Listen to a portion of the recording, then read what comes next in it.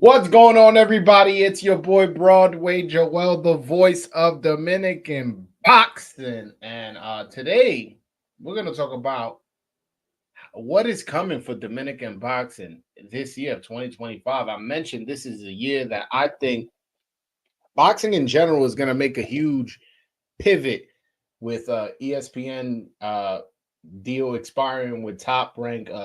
We see Turkey Al Sheikh making a lot of moves, you know, getting fights, moving them to Saudi Arabia, buying 13% of the zone and doing that. Well, what's his point in boxing in general? But as you guys know, I like to focus specifically on Dominican boxing. And I think 2025 is going to be a big year for Dominican boxing. And we start off the year hot with Dominicans. Yo, February 22nd, you got Carlos Adames defending his belt. You got Floyd Schofield, who is of Dominican descent and has Joan Guzman training him in the corner. You get what I'm saying? So that's already right there, just Dominican boxing on display on this huge event on February 22nd with this, the whole Riyadh season where uh, you know, Bivol versus Beterbiev is the main event, and this is just a stacked card, just fight after fight after fight, good fights. February 22nd. That's a big day for Dominican boxing. And the week before that, February 14th, Rohan Polanco will be making his 147-pound debut against a Puerto Rican and Jean Carlos Torres, who only has one defeat. And this fight is for a WBO regional belt. So this will be for a belt that get him ranked in the 147 in his first fight at 147. So that's also a big opportunity. And then a few weeks later, Puello is going to be on Tank's undercard defending his belt against Sandor Martin, a common opponent with Teofimo Lopez, a guy who dropped Teofimo. And so that's another big opportunity. And I think, honestly, Dominicans in all three of those fights have a good chance of winning. And, the impact that, let's say a Floyd Schofield beating Shakur Stevenson, the impact that will have on Dominican boxing would be amazing because if Joan Guzman is able to get this fighter in Floyd Schofield Jr., who nobody is picking to beat Shakur. I haven't seen not one YouTuber, not one journalist say, hey, I'm picking Floyd Schofield to beat Shakur. So if Joan Guzman can make adjustments with this guy and get him to win, and, I would be very impressed, and I think that will have a positive impact on Joan Guzman, which in turn will have a positive impact on Dominican boxing. I think Joan Guzman's phone will start blowing up, and a lot of these Dominican talented fighters who maybe are not with the right trainer will now consider, you know what, let me give this guy a try. And, man, I'll be excited to see that. And again, Puello, yo, if he wins his next 2-3 fights, because he beat Sandor Martin, right, March 1st. He was supposed to have a mandatory in Gary Antoine Russell, but Gary Antoine is now fighting Rayo for a belt. That could be his next fight. The winner of that fight, that's a unification. Then after that, you never know. Tank may move up and fight you. You never know. Tio may be cut loose from Top Rank and ends up doing a business deal, a one-fight deal, 3-belt unification. You never know. So the next 2-3 fights for Puello, this is a big year for Puello, actually. Now that as I'm talking it out, this is a pretty big year for Puello. If Puello can win his next 2 to 3 fights, he will be in very good position to get in the Tank fight. I'm telling you, he has a belt, and he already beat Gary Antoine Russell, a guy from the DC area. And now he's fighting Rayo, and he may have to fight Russell again, or he may have to fight Rayo. But either way, that would be for another belt, a belt that he lost due to, he alleges trying to have a child and taking medication and testing positive in a drug test. And he lost the WBA. He went the WBC route, got a belt, gets a couple wins and then unifies, gets a belt he lost. That would be a great story. And like I said, Puello has a big opportunity this this year, 2025, for real, man. And 2025, I'm also excited to see what Hector Luis Garcia got left in the tank. Man, I know he's been looking very comfortable on Instagram. He's been looking unfocused, but one thing about him is that I know he could fight, man. I know this guy had over 300 amateur fights. This guy fought Robesi and Andy Cruz and fought in the Olympics and got robbed in the Olympics, man. If you ever saw that Olympic fight with Hector Luis Garcia, and I believe it was a Croatian fighter, you know damn well he should have won that fight. And who knows? Who knows how far he would have gone? It was the first fight he fought. They robbed him blindly.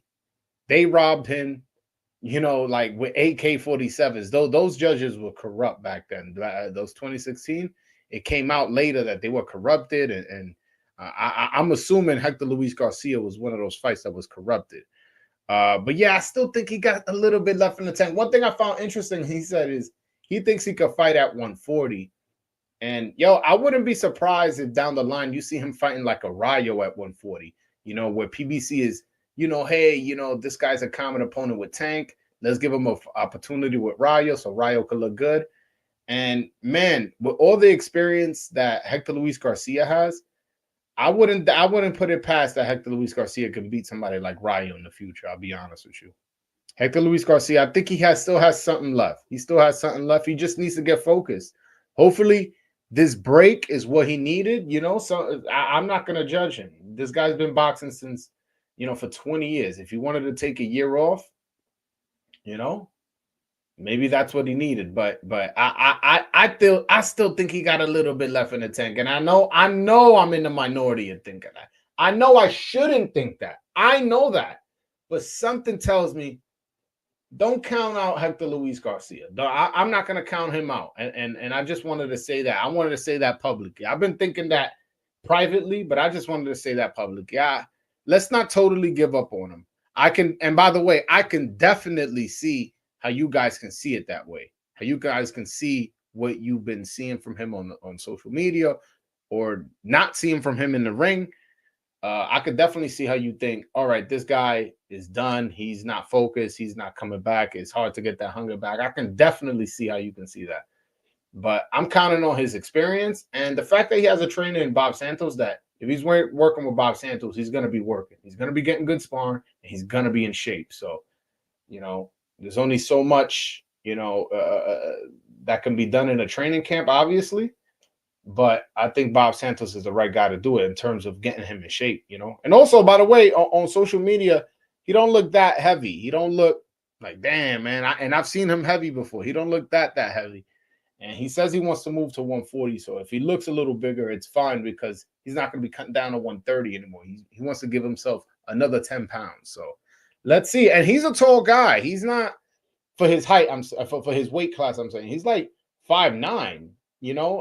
I wouldn't be surprised if he's 5'10". I met him in person. He's a pretty, tall guy for that division. And he's not a skinny guy. He's, he got some muscle to him. So he, put it like this, Elvis Rodriguez is not that much bigger than him. And I know you guys probably see on TV, go, wow, he's bugging. Nah, man, I've been around both of them. Many, many times. And yeah, Elvis is bigger, but he's not much bigger. He's not much bigger. Now Rohan is much bigger. But Rohan's a big boy. I also wanted to talk about Luis Reynaldo Nunes, aka the Twist, aka Naguita, as we call him on this channel. Naguita, he's finally a promotional free agent. He got out of Samson's contract. Thank God, because it doesn't seem like he could have gotten the fights. He got out of his contract with Tony Tineo, who, from what I understand, they weren't getting along. And now he has new management, and he's a promotional free agent. Man, I would love to see Luis Reynaldo Nunes, Naguita, and Twist on Top Rank. That would be very, very good if Luis Nunes ended up on Top Rank. I think Top Rank has a good stable of 126 pounders. And man, if they could get their hands on this, they just add into that crop. Because I know they don't own Jan Santana, who's also a upcoming 126 pounder, but he fought on their card his last two fights. They have a good relationship with Miguel Cotto. Although he's not a top ranked fighter, I can definitely see him becoming that in the near future, of him getting co-promoted or something like that. But yeah, adding Luis Nunes would just be a complete takeover of the 126-pound division, where a new way is going to need opponents. And who knows, maybe that's an opponent for him in the future. Same thing with Yan Santana. I think Top Rank should start investing in the future of 126, which is they have with Shushu and a couple other fighters. I think adding Luis Fernando Nunez, it'd be a good look. It'd be a good look. I'm hoping. This thing keeps going. And by the way, for those watching on YouTube, the link is pinned to the top of the chat in case y'all want to hop on and talk, ask a question or two. Y'all more than welcome to. I forgot to mention that. But man, 2025 is going to be a big year, man. I also think that Elvis Rodriguez next fight, which I'm hearing is in late March, he has to show us something. He has to show us something. I'm not saying I'm not, again, he's also someone I'm not totally giving up on, but his last two performances really have underwhelmed. And I think he needs to make a statement. I think he needs a knockout in his next fight. I'll be honest with you. I don't know. I don't, as far as I don't know who his next opponent could be. From what I understand, is going to be somebody still to that level of what Kendall Castaneda was. Kendall Castaneda is a tough veteran. But yeah, man, I think if he gets something like that, he needs a knockout, man. Elvis Rodriguez needs a knockout badly, because that's how we fell in love with him. We fell in love with him when he was coming up. He was scoring some nasty knockouts on. During the pandemic, in the bubble, he was destroying dudes. He was a highlight reel making machine. You get what I'm saying? And then the whole thing's happened with PBC. He gets a couple knockouts, and then I don't know, he just starts getting decisions, and he's not looking as sharp as he usually does. And I want him to step it up. And he's someone I still got believe in. I still know he got power in those hands. He's an athletic fighter. It's just, but like sometimes he waits too much for the perfect punch. I want him to start opening up more. Start creating his own offense, start setting traps. A lot of times it's just he's just waiting. All right, now is the perfect opportunity to throw a punch. So I'm gonna throw one.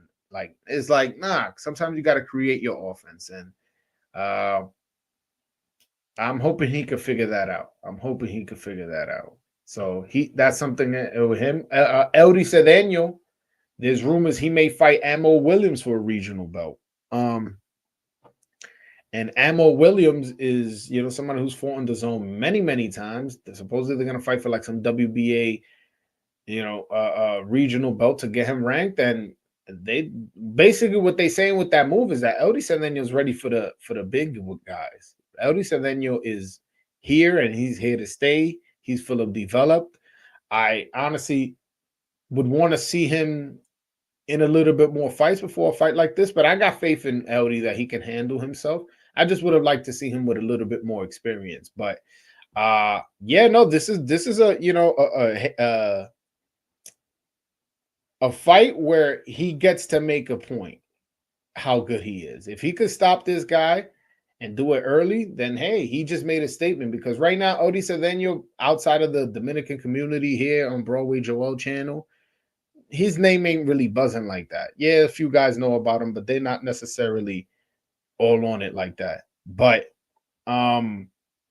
if he goes out and knocks this guy out, I think he'll be making a statement. So hey, if they're saying he's ready for it, I believe him. Because I know his power is real. He has experience. Went to the to the Olympics. Won a fight by stoppage in the Olympics. Went to war with Alexander Kiesniak in a fight where, honestly, I don't know who won. I'm not saying that's one of those fights where I can't say he was robbed, but yeah, they bang, and maybe he would have won that if the judge maybe liked a little bit more what he did. that was an all-out war, and the guy ended up becoming a silver medalist in that Olympics and ended up becoming gold in this one. So that's who eliminated him in his Olympic run. And also, from what I understand, people say his power is crazy, and he's someone who sparred Boots many, many, many times. And Boots' father is in love with him, says he's one of the best fighters for his son to spar, and then he's glad that they have him there. And yeah, and that's how I heard about Eldy Cedeno. Let me clarify that. I remember telling somebody, a friend of mine from Philadelphia, about, oh yeah, I got a guy that's gonna be around that way soon. He's coming from DR. He's coming from the Olympics. He brought up, oh yeah, well, Boots needs some sparring. I was like, oh no, but this guy's a middleweight. He's like, that's okay. And then this person, who I won't mention, calls me, yo, I got this Dominican, you need an interview. I was like, who? He's like, yo, it was a Dominican that came out of the Olympics. His name is Eldy. I was like, my man, that's the guy I told you about. Yeah, he was like, yo, bro, that guy's good. And he told me that the sparring sessions were really good and really competitive on both ends. And nobody got the better of each other. And, Boots is a highly talented fighter with a belt, and that's who he was sparring. Yes, as a smaller guy, but Boots is also not a smaller guy. If you see his size, he's a pretty big guy. Yeah, so if he's doing sparring with him and been training and so far is undefeated, and he wants to challenge his himself, a fight with him and Ammo Williams is exciting. Yeah, he needs to fight with a plan. Yeah, I agree. Junior, que lo que, mi hermano. Yan Santana is the future of Dominican boxing. Yo, Al Simmons, that's the only Dominican boxer Al Simmons like. Him and maybe Puello. And that's it. Everybody else to him is a bum, gets tired, is chinny, quits. Everybody to him. But Yan Santana is the future Dominican boxer. You know what's funny? I actually agree with you. I actually agree with you. When they put Dominican fights against a big opponent so early means that they want to get rid of them because they believe Dominicans don't sell. I mean, not necessarily, because the people that have been moving them, they've been moving them tough, but I think they just think they got the goods. I honestly think they just think like, hey man, I got my guy and I'll throw him up against anybody. He'll beat anybody. I think that's the mentality that they're coming at it with. I don't think they're coming at it like, yo, we just gonna throw him in tough, and if he lose, we'll just get rid of him. I don't think that's the attitude they're going into this fight with. Those guys really, really believe in Eldy Cedeno. They believe in him a lot.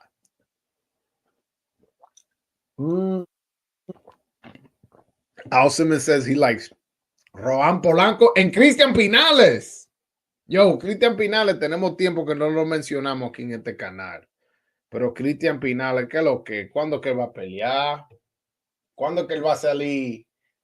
Tú sabes, hacer su debut profesional. ¿Qué es lo que con Cristian Pinales? What's good with my man Cristian Pinales, man? I gotta get him on the channel, man. So every time I've had Cristian Pinales, and by the way, Cristian Pinales is the Dominican Olympian for this past Olympics. He won bronze. Or he got bronze. He felt he was robbed and he should have fought in the gold medal match. But that's, I'm not gonna say it was a robbery. I'll say that it was one of those fights, one of those close fights. But nevertheless, Cristian Pinales, he's been on this channel 2 or 3 times, and every single time he's had bad internet, man. Last time I spoke to him on the phone, I'm like, yo, bro, when we plan this, you gotta be at the White House or something. You gotta get good service, man. I'm trying to give you an interview and your shit choppy as hell. He started laughing. He was like, yeah. That next time we gotta plan it out. That's on me. I gotta reach out to Cristian Pinales, man. How was the sparring match you saw as Rohan in the gym? Yeah, Rohan, he sparred a former middleweight title challenger. I'll say that. I'm not going to give up the name because I'm not no disrespectful journalist that sees something and is going to talk about it in the streets. I'll say that because that's what Rohan said on camera. And Rohan definitely did more than hold his own. You know what I'm saying? That's all I'll say. Rohan didn't look outmatched. I'll say that. I don't think that's me giving up too much game. Is Edwin coming back this year? Yeah, that's hilarious, bro. I mean, I would think eventually he's gonna come back. I don't know. He said last time he was on this channel, he said he came back to America, but then had to go back to DR to take care of something, and then he's gonna be back, and maybe March, but that's not looking like it is. Honestly, I would say he probably won't fight until May. I'm predicting De Los Santos is gonna fight in May, and then probably again like in December. That would be my prediction for De Los Santos 2025.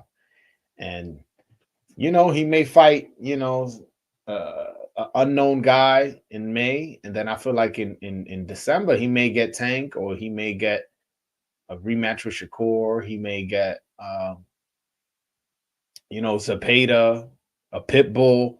He may get one of those fights. He has a lot of options. He just needs to get back in the ring and be available. Get back in the ring to show everybody your face, get a win, and then be available. Yo, we looking for an opponent for September, for October, November, December. Just be, I'm with it. As long as the money's right, and then get the biggest fight you can. I don't think it's too late for Edwin either. Edwin is also super young. I think he's like 25. So you can fall off and come back, but as long as you stay focused. Now, is his focus 100? I don't know, but let's see when he gets back. I'll get a report for you. We'll talk about when he gets back. Cristian Pinales is training with De Los Santos trainer Chelo. He is going to debut this year. Yeah, I knew about that. I knew that he was training with Chelo, but I didn't know he was going to do his debut this year. As far as the date, I mean, I knew it was going to eventually be this year, but as far as the date. Salute, brother. You think Ali, the Dominican, heavyweight Dominican, is ready for a no-name heavyweight yet? Damn, bro. Yo, the dude has like 5 fights.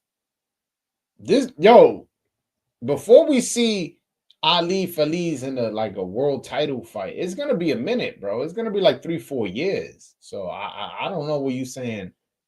A no-name heavyweight. The guy, he's young. He's like 20 years old. You get what I'm saying? De Los Santos not going to 140. He's staying at 35. Honestly, he can make 130. But 135 was where the money at, so I think that's where he's going to stay. Shakur would never fight that guy again. I don't know. Bronze Man, what's up, Joel? How are you? I'm doing good, man. I'm glad you're here. By the way, all the people hopping on, if y'all want to click that link that's pinned to the top of the chat and talk to the Broadway, come through, man. Come through. If you were a promoter, where would you host a Dominican to sell the most tickets and gain exposure? I mean, I've spoke about this at length, but I'm assuming you're new to the channel, so shout out to you, and you're always welcome. The problem in boxing is that boxing promoters don't know how to market to the Dominican community, and then just blame the Dominican community for not supporting something they're not being promoted to by. Like, I remember when Samson Lukowitz was on my channel, and he's like, "Oh, you go to any bodega, you ask them who's Edwin De Los Santos, they're not gonna know who he is." And I'm like, "What did you do to go to the bodega and promote you? I haven't seen you in New York. I haven't seen you in the Bronx and Washington Heights moving and grooving, talking, shaking hands and kissing babies and introducing Edwin to other people." It's like, I feel like these promoters, they want a built-in project where they have to do the least amount of work, and that's why a lot of people, just put a Puerto Rican versus a Mexican, and that, those are two fan bases that support their fighters a lot, and that's a real big rivalry, and we'll just do that. And it's like, we got to try something different, and the Dominican market, it hasn't been tapped into. And now we got the talent where we could tap into that with Yan Santana and Juan Polanco, potentially Eldy Cedeno, potentially Elvis Rodriguez as well. You know what I'm saying? And we got guys like Puello and Adames who are doing it right now with belts. So I think now, especially this year, 2025, we need to keep these fighters in New York City. These Dominican fighters. Look, and I like that Puello's fighting in New York. Now, I'm not expecting a big Dominican turnout. Puello's fighting on the undercard of Tank, by the way. So he's going to be on the undercard, and that fight is in New York. I'm not expecting a big turnout of Dominicans because the tickets are going to be crazy expensive. And, unless, I like... we're not there yet. We're not there yet where we buying, out sections for that for cost $400-500, to support Puello. You know what I'm saying? I don't think we're there yet, but I do like that he's fighting in New York regardless. And you got Rohan Polanco. This would be his second fight in New York back to back, and that's where you start getting traction when you bring in these guys to New York, especially at a consistent clip.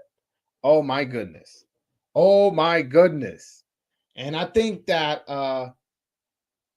Top Rank is just now going to benefit of the work PBC did by introducing Dominican boxing on Showtime. Because if we keep it gully, anytime there was a Dominican on Showtime, we was entertaining. Edwin De Los Santos is knockout of Acosta, and Ryo was on Fox Sports pay-per-view, but still nonetheless on a PBC card. Hector Luis Garcia, both in his Roger Gutierrez and in his Chris Colbert fight, he was exciting. Carlos Adames fight with Devon Chaco was a war. Adames Montiel knockout was sensational. You get what I'm saying? Jason Rosario, what he did to J-Rock on Showtime was crazy. Like, Dominicans really came on Showtime and was entertaining the boxing world heavy. And I feel like they also missed that mark of promoting to the Dominican market in New York City, building a Dominican boxing community in New York City by bringing them here. But I do think that Top Rank is seeing what they got in Rohan and doing it there. And I think they don't know how valuable that piece is going to be to their company. They're going to benefit a lot from Dominican boxing, because once they hit with Rohan, that's when they're going to, invest in Jan Santana and so on and so forth. And they're going to be bringing in a bunch of Dominican fighters. Eddie Cedeno fought on a few of their cards too. So they have a relationship with him. He fucks around, gets one of these regional belts. He's already bringing value. They may sign him to a nice little deal. All right, when you fight for a belt, you're going to be under our company. I could definitely see that. So New York and Florida are the spots for the Dominican market. Now, honestly, I would say New York. That's it. I wouldn't even say Jersey. And I know y'all are going to say, I would say New York. New York. And then there's a city in Massachusetts called Lawrence, Massachusetts, maybe there. Boston too. I would say start there. And I would say Boston, Lawrence, New York, and that's it. And just promoting those few areas. That's where the Dominicans are. And the northern East Coast, Allentown, Pennsylvania is also another place.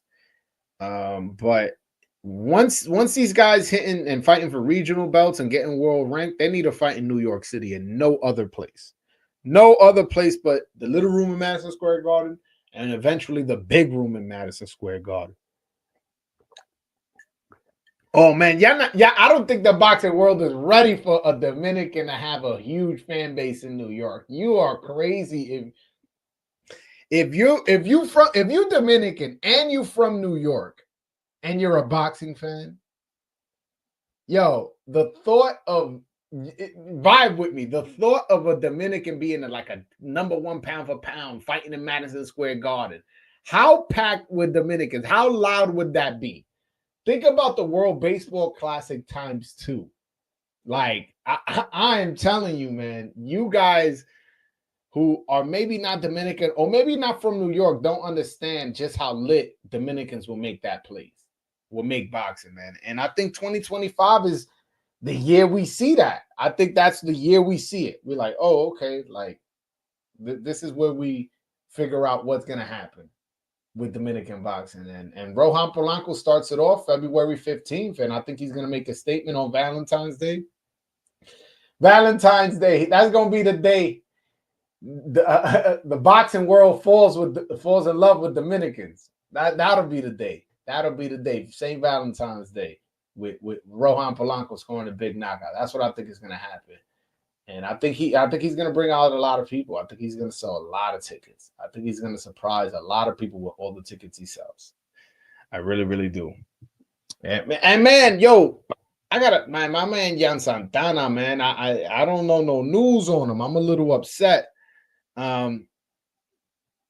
He don't got no fight lined up, but after his last performance, man, I'm dying to see him again. And by the way, for the people that missed my live yesterday, yo, I gave Yan Santana Prospect of the Year.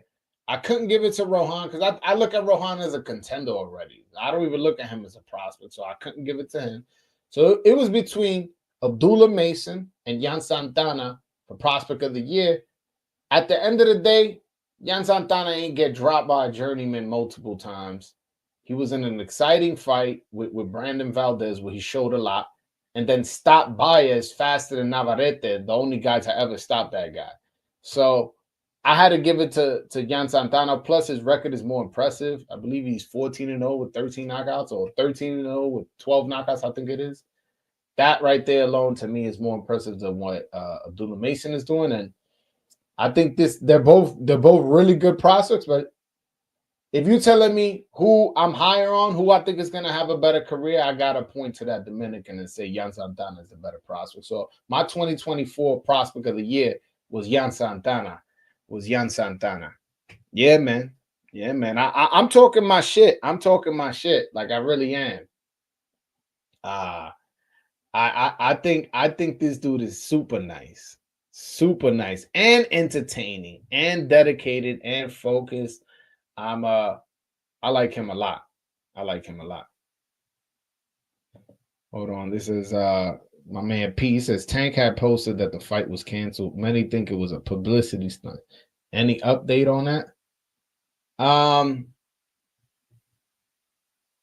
As far as I know, the fight is going on. I think he was just trolling. I don't know. These young guys, this generation is a little bit different. Remember, the internet. I don't know. Like no. All publicity is bad publicity is good publicity or whatever. Like, so I don't know nowadays what these dudes' strategy be, but from what I understand is the fight's still on, from what I understand. Al Monta says Yan Santana has been tested more than Rohan. Damn. Yo, I think you may be right, bro. I think you may be right. Those are two tough guys for his first U.S. fights. Those were two tough guys. And I'm not going to dismiss Rohan Polanco. He fought Hunter. He fought Cesar Francis. He fought Zaina. He's fought some, like, tough guys. Like, I'm not saying these guys are bums. But I think I think Baez and Valdez, I don't think he's beating two guys like that. Not like Valdez for sure. I don't know. That's an interesting one. I don't know who's been tested more. I'm probably leaning Yan Santana, but I'm not totally dismissing it could be Rohan. Rohan has been matched tough, man. And he's just so good. He's aced his exams, but he's been tested. Mason is taller, has longer arms, but Yan Santana has better chin and a lot more power. And also, Mason is taller with longer arms, but he fights at 135, and Yan Santana fights at 126. So obviously, a person who fights at a higher weight class is going to be taller with longer arms. Thought that was obvious, but apparently not. Hope you learned something. But yeah, no, Yan Santana, man. Yeah, for his weight, he's tall too. He's like about 5'9". He's not a short guy. If I'm not mistaken, he's 5'9". I think that's taller than what Mayweather was. I think Mayweather was 5'8", 5'7". So Mayweather fought all the way to 147. Not saying Santana's Mayweather, but you know what I'm saying. It's like height is not how is definitely significant part of boxing, but it's not everything. And again, he's on the taller end for his weight class. So yeah, I wouldn't worry about his height. Santana. And Santana, man, he's just so exciting, man. He's just so exciting. He comes to fight. He's smart, and he's a good talker. He's a power puncher. Just overall a good kid, man. Al Simmons says the only reason Yan Santana took punishment on the Valdez fight was because he rushed to KO Valdez. Yan Santana has great defense. Yeah, he definitely said he was like, yo, it was my first fight in America. I was thinking about like, yo, what if I knock his dude out and then drop him in the first round? I could see him like, you know what? That would have been if he would have knocked him out in the first round, that would have been a statement. Like, I am here to stay. I am here to stay. If he would have knocked him out in the first round, dropped him, tried, hurt him a few times, but he could never get him out of there. And at one point got hurt in the 7th round. And instead of running, my man decided to fight. My man decided to fight. And I totally respect that by him, for sure. Shout out to my man, Juan de lo Mio sends a $5 super chat, says the voice of Dominican boxing. Yo, Juan, the link is pinned to the top of the chat. If you would like to hop on and talk with the voice of Dominican boxing, we can make that happen, bro. Just tap that link. Hop on, man. Hop on. But yeah, man. Boxing is so interesting because when you attach yourself to a prospect, people automatically wait to see what this guy does and to either give you credit or to burn you. And honestly, I think I'm putting all my chips in on Yan Santana. I think I'm comfortable with my bet of Yan Santana being the best prospect right now, to be honest with you. Just being honest with you. Shout out to my guy Hector Bermudez, who sends a $5 super chat. He goes, on paper, Rohan was matched tougher, but just made it look easier in the fight. There's levels. Listen, I'm not going to dismiss that. Every time I see Rohan in a fight, I'm impressed. So I did mention that they both been matched tough. Rohan has been the one making it look easier. I would say that. Rohan has made his opponents look easier. And we've seen more of Rohan, to be fair. We've seen more of Rohan. But again, I don't know. I don't know. You throw a coin up, I don't know who's better. But right now, I honestly don't look at them in the same level because I think Rohan is as a contender, and I think Santana is still a prospect. So I think it's hard for me to even compare them because they both on I look at them differently on both of them. Like when I think of Rohan, I'm thinking how he's stacking up against Boots and Barrios and Brian Norman. That's how I look at him. When I think of Santana, I'm thinking how he stacks up with Shushu Carrington.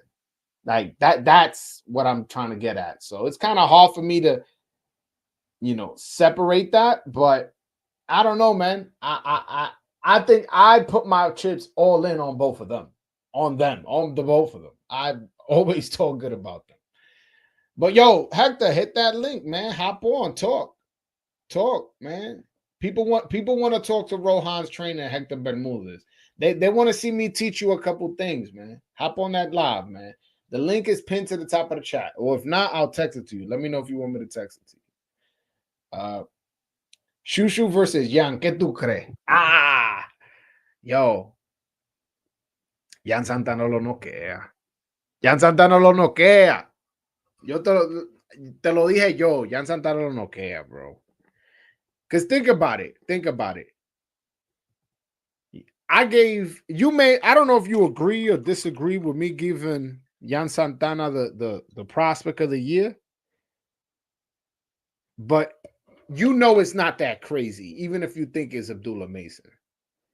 Now, if I say Shushu Carrington is the prospect of the year, I think you look at me crazy, right? You'll be like, nah, no way.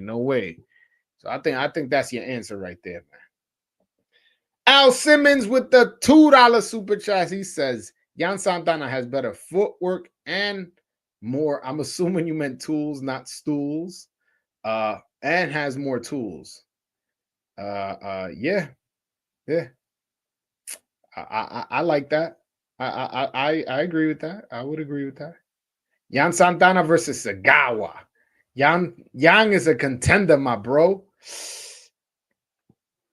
Damn, man, yo. So these guys are just straight skipping prospect level, both Rohan and Jan Santana. That's how high you see these guys, man. It's amazing just how talented these guys are. That after this little bit of fights, you guys already feel that way. I'm glad. Honestly, I'm glad that you guys share the same excitement that I do with these prospects because sometimes I'll be talking to people and they go, nah, it's just because you the voice of Dominican boxing and this and that. And I'm like, nah, bro, I really feel this way. I never in my life talked about fighters being this good until now. Again, and I put all my chips on those two guys. I ain't say, oh, every single Dominican. And I'm sure there's some that are going to pop up that I ain't think they were going to make it. And there's some that I thought they were going to make it and they did it. But Jan Santana and Rohan Polanco, I got my chips on all of them, man, on both of them. Is Santana remaining at 126? Yeah, I mean, as far as I know, yeah. Why wouldn't he? He told me he makes the way easy, that he be eating, he be chilling, he doesn't, como que no le molesta nada. I was like, okay, well, si no te molesta nada, you good. You good. So stay at 126. And maybe he has a nice little long reign at 26. Who knows?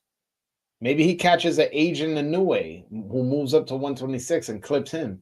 You never know. These things happen in life, and you're like, wow, how did this happen? You just never know. So I think right now he's good at 126. Plus 126, I don't know why, but since Salvador Sanchez was a champion at 126, I want to see a Dominican get a belt. We've had 126-pound champions before, but I want to see another one. Ay, ay, ay, ay. Al Montas with a $2 super chat. He says, Puello will be unified this year. Y cuidado. I agree. He's going to beat Sandor Martin. And then if he fights the winner of Rayo versus Russell, he already beat Russell. I think he could do it again. And I think he beats Rayo. So if, like I said, this year he could make a statement. If he beats this guy and then goes beat Rayo, who I'm predicting Rayo is going to beat Russell, by the way. So I think he's going to fight Rayo after that. And if he could unify, woo! It's going to be impressive. That's going to be nice. That's going to be nice. Rohan versus Ennis, ¿cómo ves esa pelea? No, tenemos que ver Rohan primero en la 147 antes de yo hablar de eso. Yo tengo mucha fe en Rohan Polanco, pero lo tenemos que ver en la 147 antes de hablar de él contra un campeón mundial. Vamos a ver cómo él se ve este 14 de febrero. Muy rápido, mi hermano. No, pero y yo no digo que es muy rápido. Yo no digo que es muy rápido. Yo lo que dije es que quiero verlo en la 147. Because I believe in his talent. I just want to see how he looks at 147. Yeah, I know I've mentioned before I want to see him move up.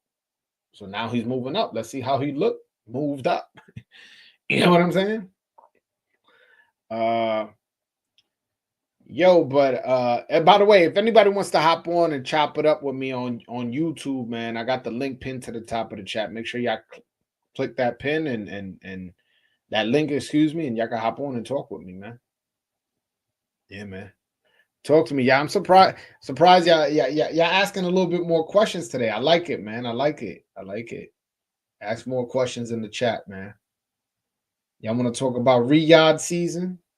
How Turkey Al Sheikh is making boxing great again?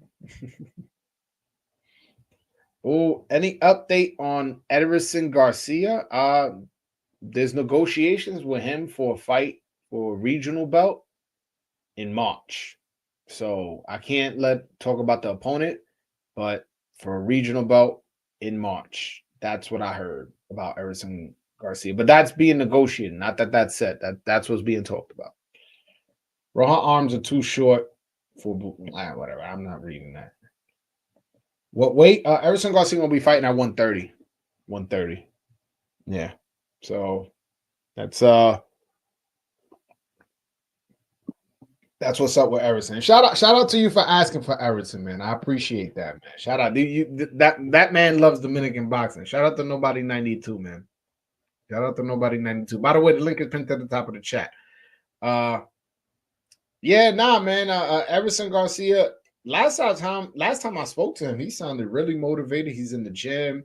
He's in a good situation. He's doing really well, and I think, and he's someone who's begging for an opportunity. He's been calling out Moncho Lebron, Moncho Lebron, Moncho Lebron, Moncho Lebron.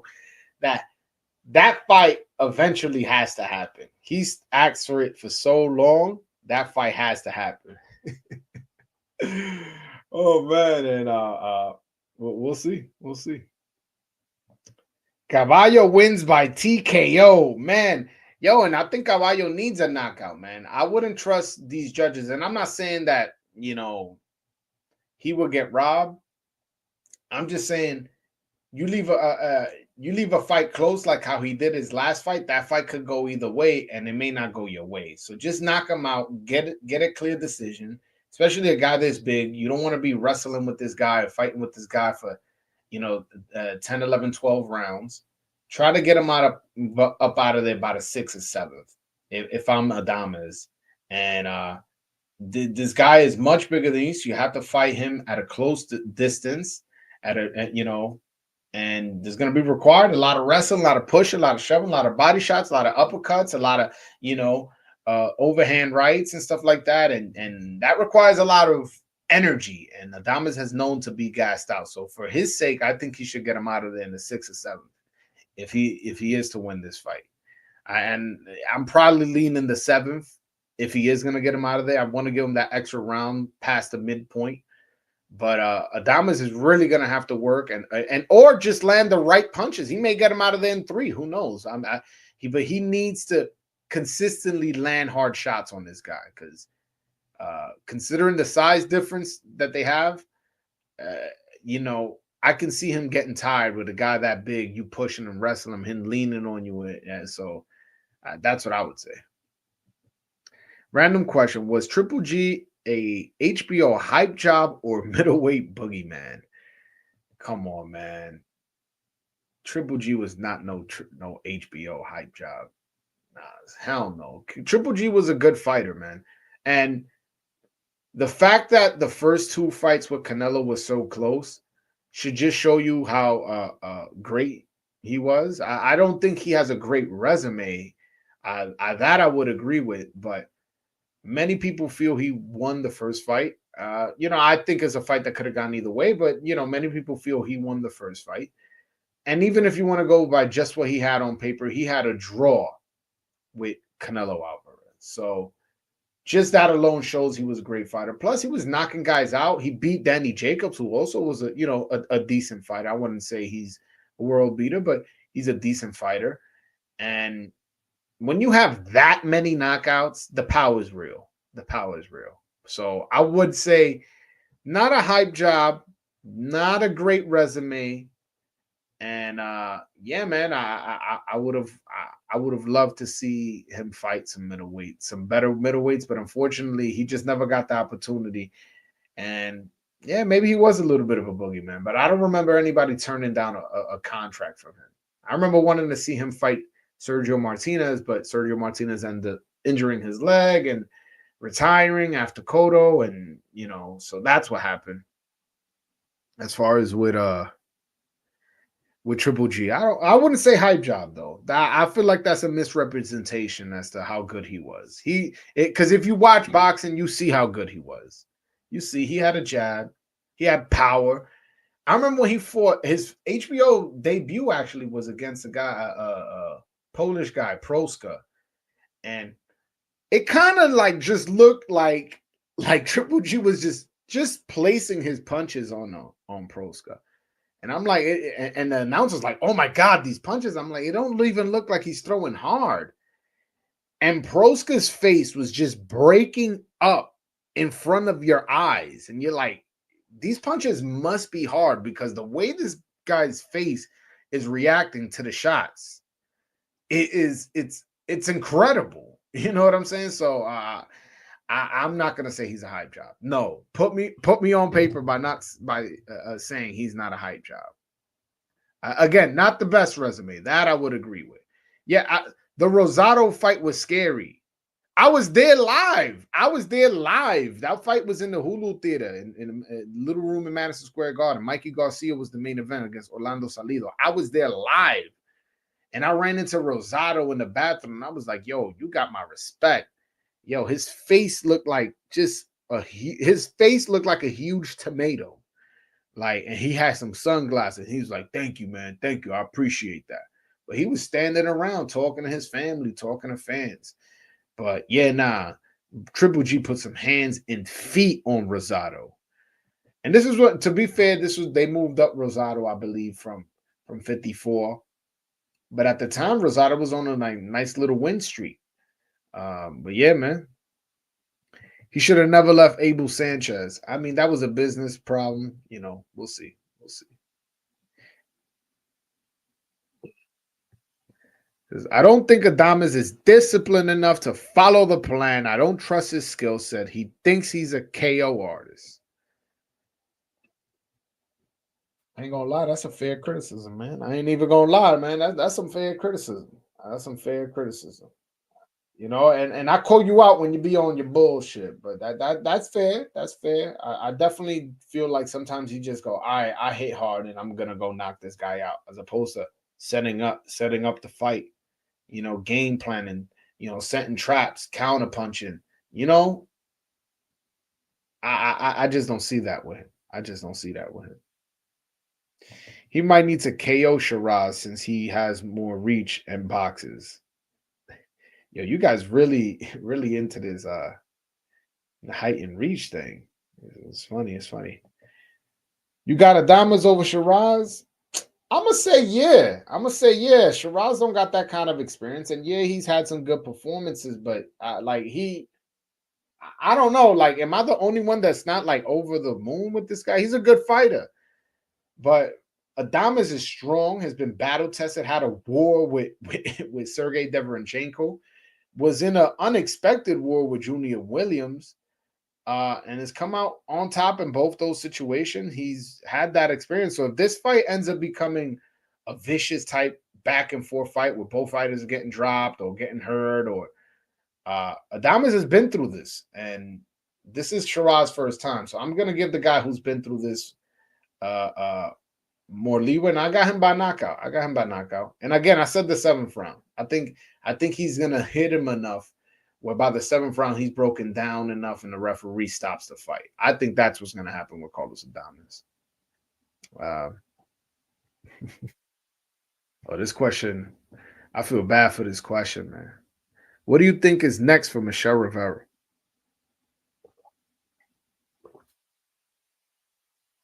It's gonna be what I think is next. He's probably gonna fight on Clarissa Shields' next fight on her undercard. That's what I think is next. That's what I think is next. Yo, well, hold on. Any word on how the Floyd on the Schofield camp is going? On your live, Schofield and Joanne's workout have him gassed out. Well, anything from camp, I can't report. I can't talk about camp secrets like that. But from what I understand, they're vibing well. They're vibing well. I can say that they vibing well. Diablo, you know what's crazy? I was thinking about him today. What's going on with Leonel de los Santos? You know what's crazy? I was thinking about him today, and I was like, yeah, what is going on with him? I don't know. Last time I spoke with his manager, he kind of made it seem like he's gonna bring him to America sometime soon, and I don't know. Maybe I need to get his manager on and interview him about it. But yeah, nah, Leonel de los Santos. I don't know what's up with him. Michelle's not with Salida no more. That's news to me. That's news to me. I ain't hear that one. I ain't hear that. Rematch versus Martin is next for Rivera. I'll watch. That fight interests me. Yeah, I would like to see that fight. I would like to see that fight. Yeah, I'll take it. I don't know why not. Why not? This guy's coming off a knockout loss. Why not give him in his mind, a soft touch? Some guy you dominated before. And as far as from the Michelle Rivera camp, why not fight the guy who beat you? You get what I'm saying? Um, yeah. It says, I don't know about that. That's not true, man. I don't even know what I put that up. Um, yeah, man. I'm trying to think. I'm trying to think of what other Dominican boxers we haven't shined the light on. We talked about Elvis and Puello and Rohan and Yan Santana. You know, uh, I'm trying to think who Hendry Cedeno. How do y'all feel about Hendry Cedeno? How talented you guys think that guy is? Write in the chat how good y'all think Hendry Cedeno is. Um, I like him a lot as a person. He's a star, man. He's such a nice person. He's such an intelligent person, and and I definitely see he got that dog in him. He got that dedication in him. I wish he had some more power, but I think the guy got skills, and I kind of wanted to know what was your idea with him, man? What was your idea with Hendry? No, no, Hendry's the 140 pounder. All right. Uh, hold on. Rivera ain't no soft touch at 140. I ain't say that. I ain't say that. I ain't say he was a soft touch. Uh, Puello is fighting Martin. Sandor Martin. He's fighting Sandor Martin. Victor Santillán. I haven't heard anything about Victor Santillán. I'll be honest with you. I haven't heard anything. Ooh, I want to see Andy versus Tiger Johnson. You know what? That's a fight we should start pushing. We should start pushing that fight for sure. Tiger Johnson. Yeah, yeah, I like that fight. Damn, I like it. You my new matchmaker.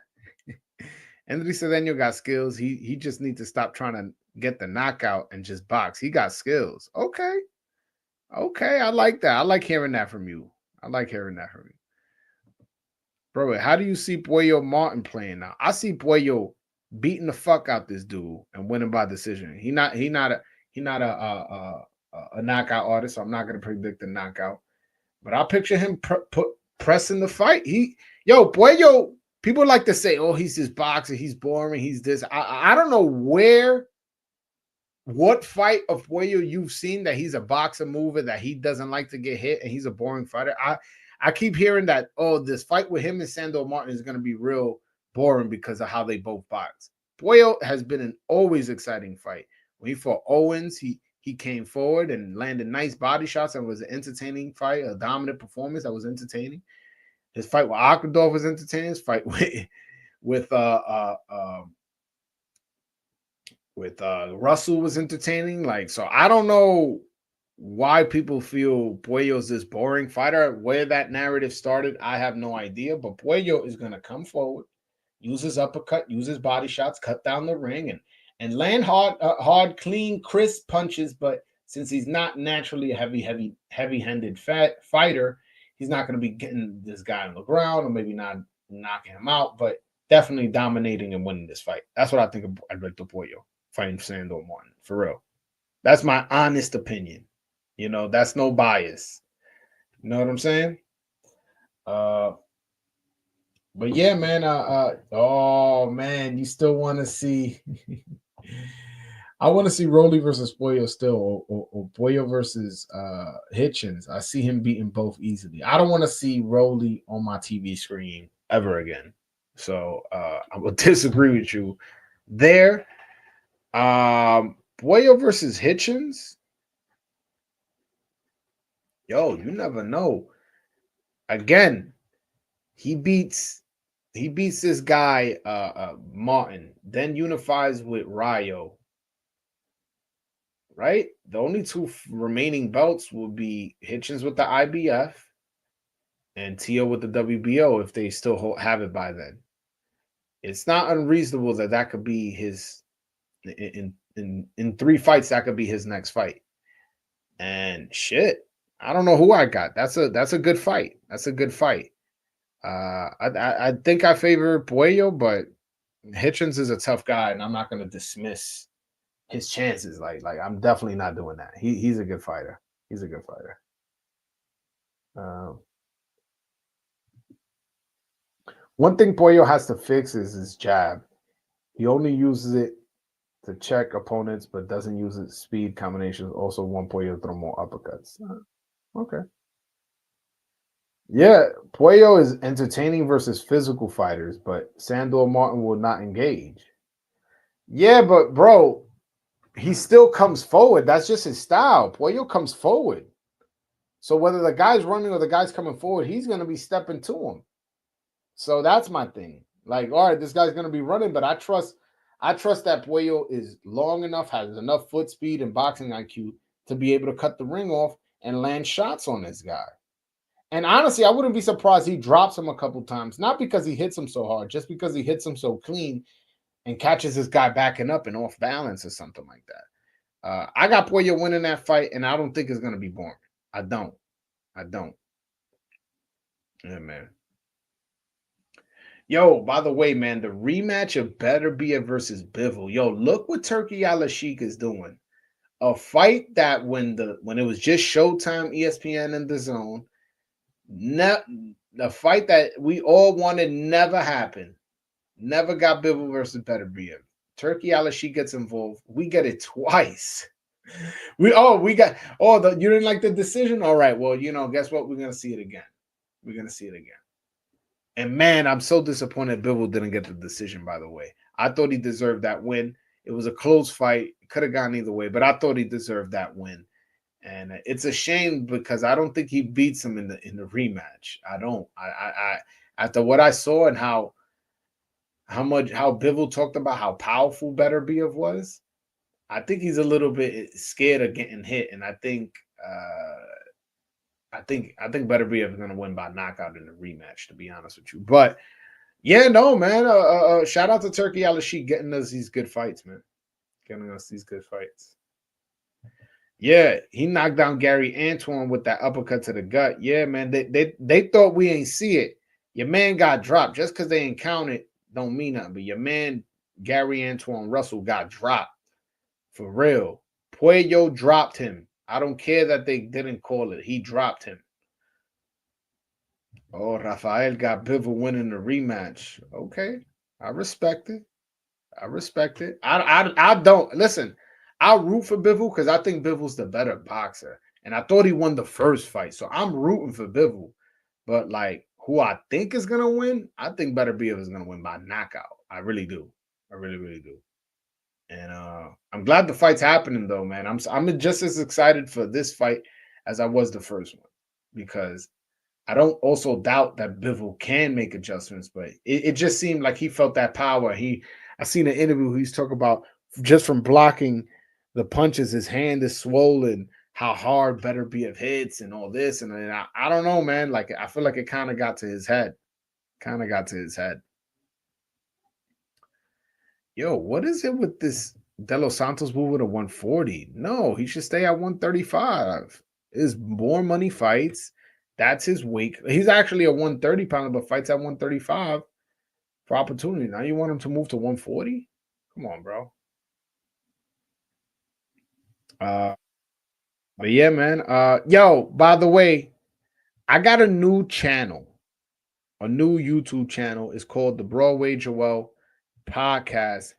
And I want all you guys to go subscribe. Just type in Broadway Joel Podcast. Yesterday, I had a little watch party. You know what I'm saying? Where we watched one of my videos where the guy was talking about um, one of the greatest drug dealers of all time in Yayo. You know what I'm saying? And we had a little watch party. And so today I dropped another video and I wanted us to watch it together again. And I know you guys come here for Dominican boxing, but this is my new channel.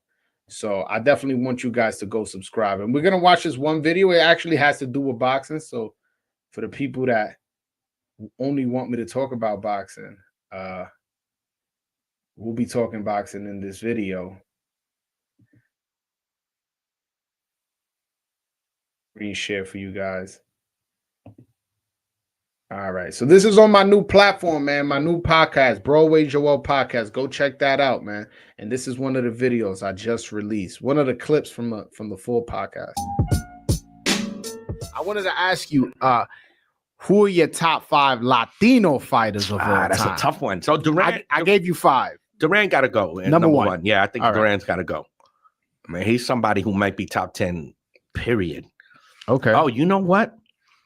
I might put Duran as the number 1 Mexican fighter of all time because his father was Mexican. His father was Mexican. Oh, his father was Mexican American. Yeah. Yeah. The blood is Mexican. No, but we'll keep him for Panama. We'll keep him for Panama. All right. Because that was where he's born, and raised. That's where his mother's from. You know what I'm saying? That's where he repped. He never really repped Mexico. So yeah, but his blood, man. Hey, blood. You know what? I'll let you have it. His blood. I'll put Duran. Duran number 1. Now I like Jose Napoles, but I'm gonna go with Monzon second because Monzon's official record was beastly. Oh, it's insane. Yeah, I'll put Napoles third, and then now it gets real hard, right? You got Salvador Sanchez. It might be Sanchez next. So he's number what, 4? 4. It might be Sanchez next. You got one more. You got Chavez. You got Benitez. You got. I would put Chavez over Benitez. You would put Chavez over Benitez. Okay, so that's your 5th. Oh no, no, man. I'm thinking it might be.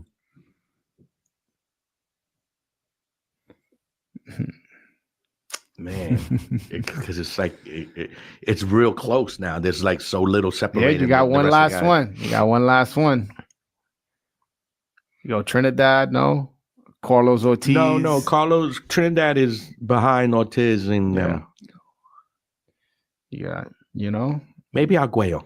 Yeah, how did that? All right, so we got Duran, Monzon, Napoles, Sanchez, and Arguello. Something like that. So you got all 5 people from different countries. You got Duran from Duran from Panama, Argentina, Cuba, Mexico, and then Nicaragua. Right, wow! So you got, but I represent for everyone. Yeah. You know who had top 5 potential? Joan Guzman. And it's unfortunate what happened in his career. We won't get Carlos Teo Cruz had potential too. Yeah, unfortunately. He's only another 2 wins away. Yeah. Yo, y'all caught that last part? I don't know if y'all caught that last part. I'm gonna replay it again right here, and I want you guys to hear that, and then we're gonna break down Carlos Teo Cruz' resume. Listen to what Jose Corpus says about Carlos Teo Cruz here. You know who had top 5 potential? Joan Guzman. And it's unfortunate what happened in his career. We won't get Carlos Teo Cruz had potential too. Yeah, unfortunately. He's only another 2 wins away. Yeah. Only another 2 wins away from being a top 5 Latino. How good was Carlos Teo Cruz? Why do we not know this man's history more extensive if he was only 2 wins away? How is this guy not a Hall of Famer? We're going to dig into who Carlos Cruz was, man. Who Carlos Cruz was. I think his story hasn't been talked about enough. For real. And Voice of Dominican Boxing, we about to show some light to my man Carlos Teo Cruz, man. Carlos Teo Cruz, a legend. He needs to be in the Boxing Hall of Fame. It's a shame he isn't. And for the people that disagree, wait until I pull up his resume. Know what I'm saying? Hold on. Let me pull it up. All right. Bang, right here. Yo, my man beats Carlos Ortiz for the lineal lightweight championship.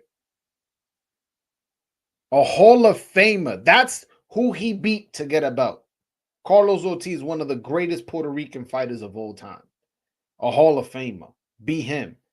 And then in his next fight, he fights another Hall of Famer, Emando Ramos, and fights him in his hometown. Right? Then goes to Japan, takes a 10 rounder. All right. Not a title fight, but he goes and he wins a decision. Then loses to Mando Ramos. Uh, uh,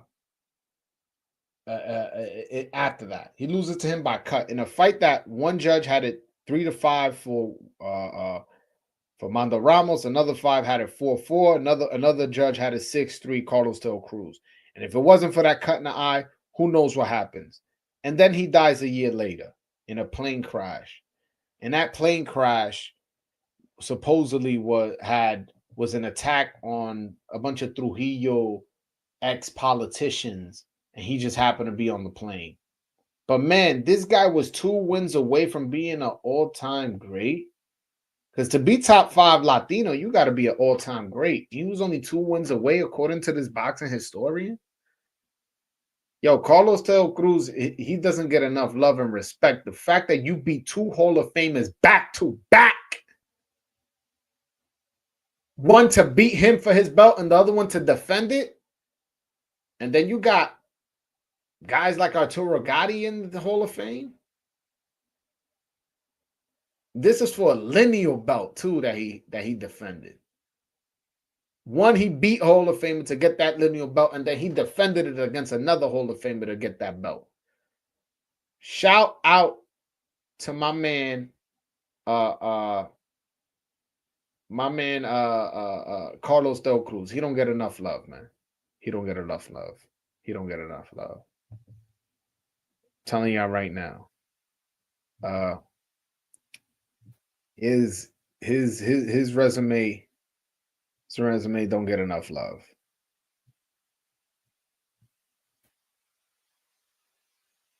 But yeah, man. Carlos Del Cruz, man. He was an interesting fighter, man. Interesting fighter. I also liked his style. He kind of reminded me a little bit of Joe Frazier, kind of just ducking and whoo, had a very awkward crouch down style. I liked him a lot, man.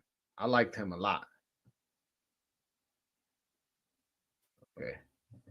One thing that when Del Cruz was champ, he really was the real light world champion. Yeah, man. Shout out to him, man. Shout out to him. And that's the truth. Yeah, he has a Coliseum named after him, but like that's not like some legendary, like, oh man, like you fighting at that stadium. It's not one of those. It's not one of those. What made you want to tap into a different lane for your channel? Yo, bro, because I'll be honest with you, I never wanted to pigeonhole myself. And I feel like with Dominican boxing, I was just kind of narrowing it down. Oh, snap. I got my man right now. Jose Corpus. What's up, my brother? What's up? Hold on. I hear echo. When I got you. You hear me good? I hear you fine. I hear you fine, man. How you doing, my brother? I'm doing all right, man. Just getting home. What's up? What I missed? No, we were actually talking about boxing history, your forte. We actually played your top 5 Latino video that I dropped on my other channel. Everybody go subscribe to the Bro podcast. Yeah, no, and we were discussing Carlos Del Cruz and just how great he was. And I remember talking with you on had top 5 potential. And what you told me was like, you know who else did? Carlos Cruz. He was only 2 wins away. And when you told me that, it broke my heart. I'm like, man, he was only 2 wins away from being a top 5 Latino. How great was this guy? No, we won't know. We'll never know because his career got cut short. You're right. I mean, he beat Carlos Ortiz, right? And then he beat Mando Ramos, and then the rematch, he was winning the rematch with Mando Ramos. Then they stopped it with a cut. Back then, they didn't go to the scorecards when he got cut. If the cut was a punch, they were real strict with that rule. That you were bleeding, you can't continue, you lost. And then he died in that plane crash. That was real suspicious. That plane crash. So he was at his peak. So we'll never know how good he was. But those are 2 huge wins. And even though Carlos was towards the end, he was not expected to beat Carlos Ortiz. So it was still a big win. Yeah, And it's Mando like Ramos, before he got into cocaine and or whatever he was doing, heroin or whatever it was, he was like looked at like the way like Oscar De La Hoya was being considered when De La Hoya was coming up. so he was looked at as like legit top flight fighter. Yeah, he was like 19 when he fought Mando Ramos. I mean, if you compare him to Oscar De La Hoya, I mean, you going pretty high there. They didn't compare him to Oscar, but that's how he was No, being no, considered. I'm saying, like, I'm just saying, if you're comparing him for our viewers to understand just how big he was, you're saying that this guy was a very, very talented fighter. If you're I bringing was it the up, limit. You remember the movie what's it called American Me with James Earl yes, Holmes? when he's like, oh, the one of the best fighters, Mando That's what they're Ramos. talking about. Mando Ramos, exactly in there. Yeah. Yeah. Yep. You're right. Yeah, so we don't know how good Carlos Del Cruz would have been, unfortunately. But the little he did in that little window, right? The beginning of his career, he was just a journeyman because he was the foreigner living in Puerto Rico. So he was just getting the scraps, the last minute calls and all that. So as he got established and he started developing, then he became world class and he had that real nice 3-4 year run, and then it got cut short. Yep. What do you make of his style? He reminds me of like a mini Joe Frazier. Do you see that? Like kind of like that crouch down kind of. Yeah, I mean, he didn't move like Joe, but he kind of came at you real weird. He wasn't like athletic, like if you look at him, He was but very awkward. all his punches were landing and he was slipping punches, right? So even though he didn't look as pretty as Joe Frazier did, he was just as effective, man. He wasn't getting hit and he was landing his counter punches and he had a good right hand, right? So that's the name of the game, man. Hit and don't be hit. So he had that style. He's kind of built kind of funny because it looked like he had short legs and a big torso. So for him to duck a little bit, bend his knees, he was getting down real low. Oh, for sure. I got the Nobody 92 who sends a $5 super chat. Salute to you, my brother. He says, I have a question for Jose. What's his thoughts on Benny Briscoe from Philly and the middleweight scene in Philly from that area? So I like Benny Briscoe a lot. That whole era, that's Russell Peltz's era, right? He was putting on a lot of those fights at the Spectrum and the Blue Horizon. So basically from like 68 to 76, 77, very, very exciting fighters, and they were all fighting each other. So, I mean, if Benny was managed like the way guys manage now, where they like really picking the fights, he would have. It's hard to say he'd have been a champ because there was only one champ during those years, and that was Carlos Monzon. Right now, when he fought Monzon, though, the first time they fought Monzon, it was a draw, and that was in Argentina. So a lot of people think that was like a hometown decision, right? The second fight, he had Monzon rocked at the end of the ninth round, and Monzon survived it. So Benny was just a level or two below Carlos Monzon, and if you know anything about Carlos Monzon, that's saying a lot. So those middleweights were very exciting. Willie Monroe, Bobby Watts, all of them. I don't think they were unbeatables though, right? But they were fun fighters that were fighting each other. Now I got a funny story about the Philly fighters. One time I was in the gym, and it just so happened to be one of those days when Vito Antuofermo and Eddie Mustafa Muhammad, Gleason's used to have like a little lunchroom area, and we were sitting there in the lunchroom, and I happened to have a magazine that was talking about Marvin Hagler because Hagler had to go through the Philly middleweights, and he got a 2 losses, right, with Bobby Watts and Willie Monroe. So it might have been Nigel Collins that wrote it because he loves to write about that era, and they were talking about how great the Philly middleweights were, right? But I asked Vito and Eddie Mustafa because they fought all those middleweights, right? And Vito was like, who wrote that? Tell him to write a story about me like that because Vito beat Cyclone Hart and Benny Briscoe, right? And Eddie Mustafa fought a close fight with Benny. He swears it was a hometown decision. but he had also beaten one of the other middleweights. I don't remember who. So it just so happened I was reading about the Philly middleweights, and Vito and Eddie Mustafa were like, we beat all of them. And Emil Griffith was in the gym too, training, and Emil had beaten Benny Briscoe and Stanley Kitten Hayward and Gypsy Joe Harris.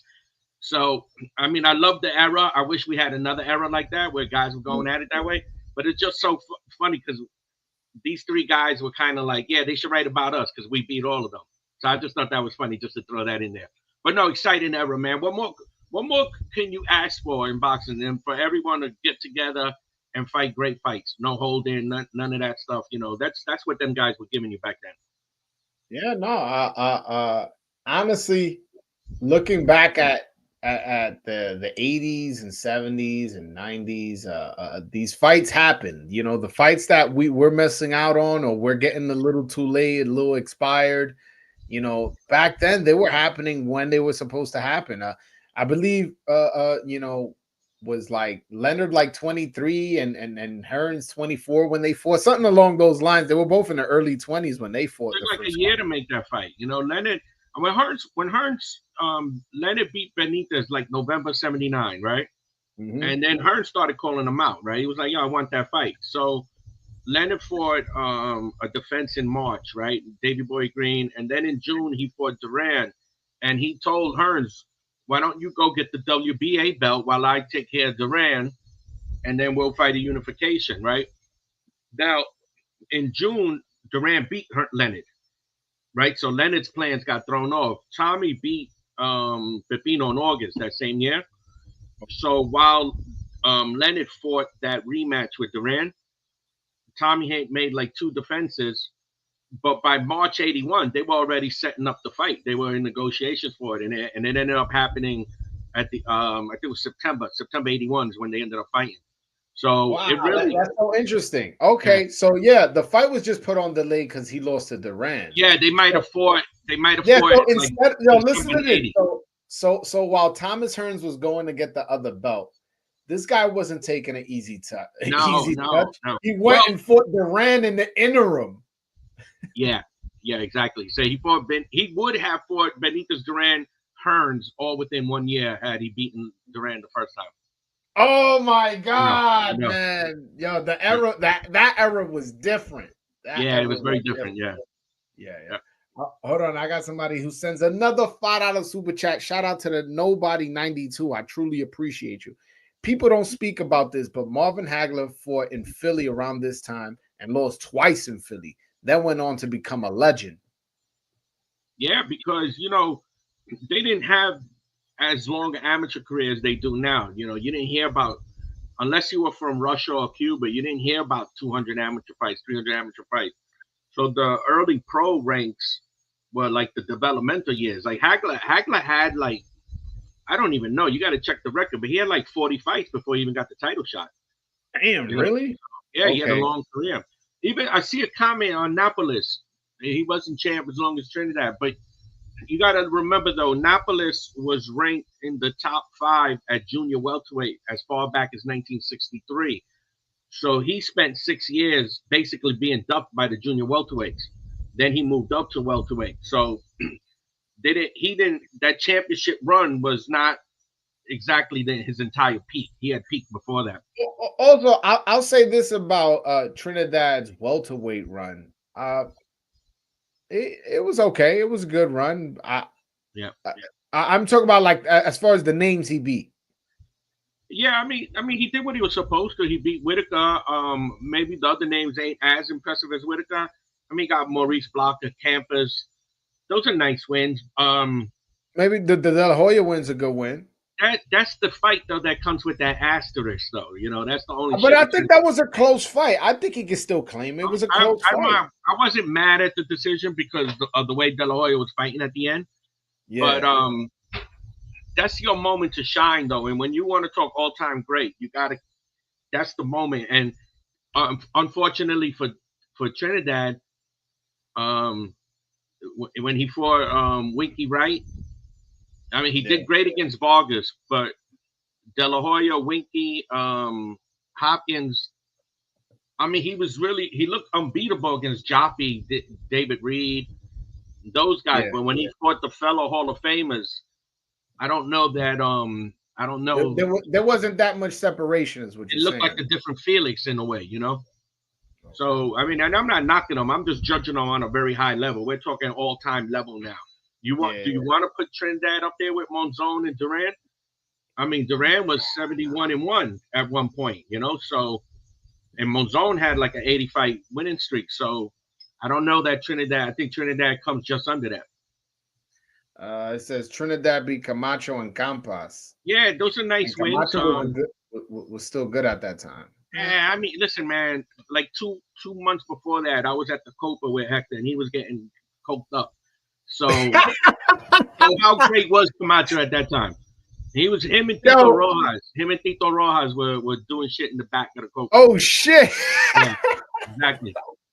And I remember So I there used to you do, go. There you go. I That's used the to do Camacho. That's the Camacho Trinidad beat. I used to do music videos. Remember with that Dominican guy? We did all those videos.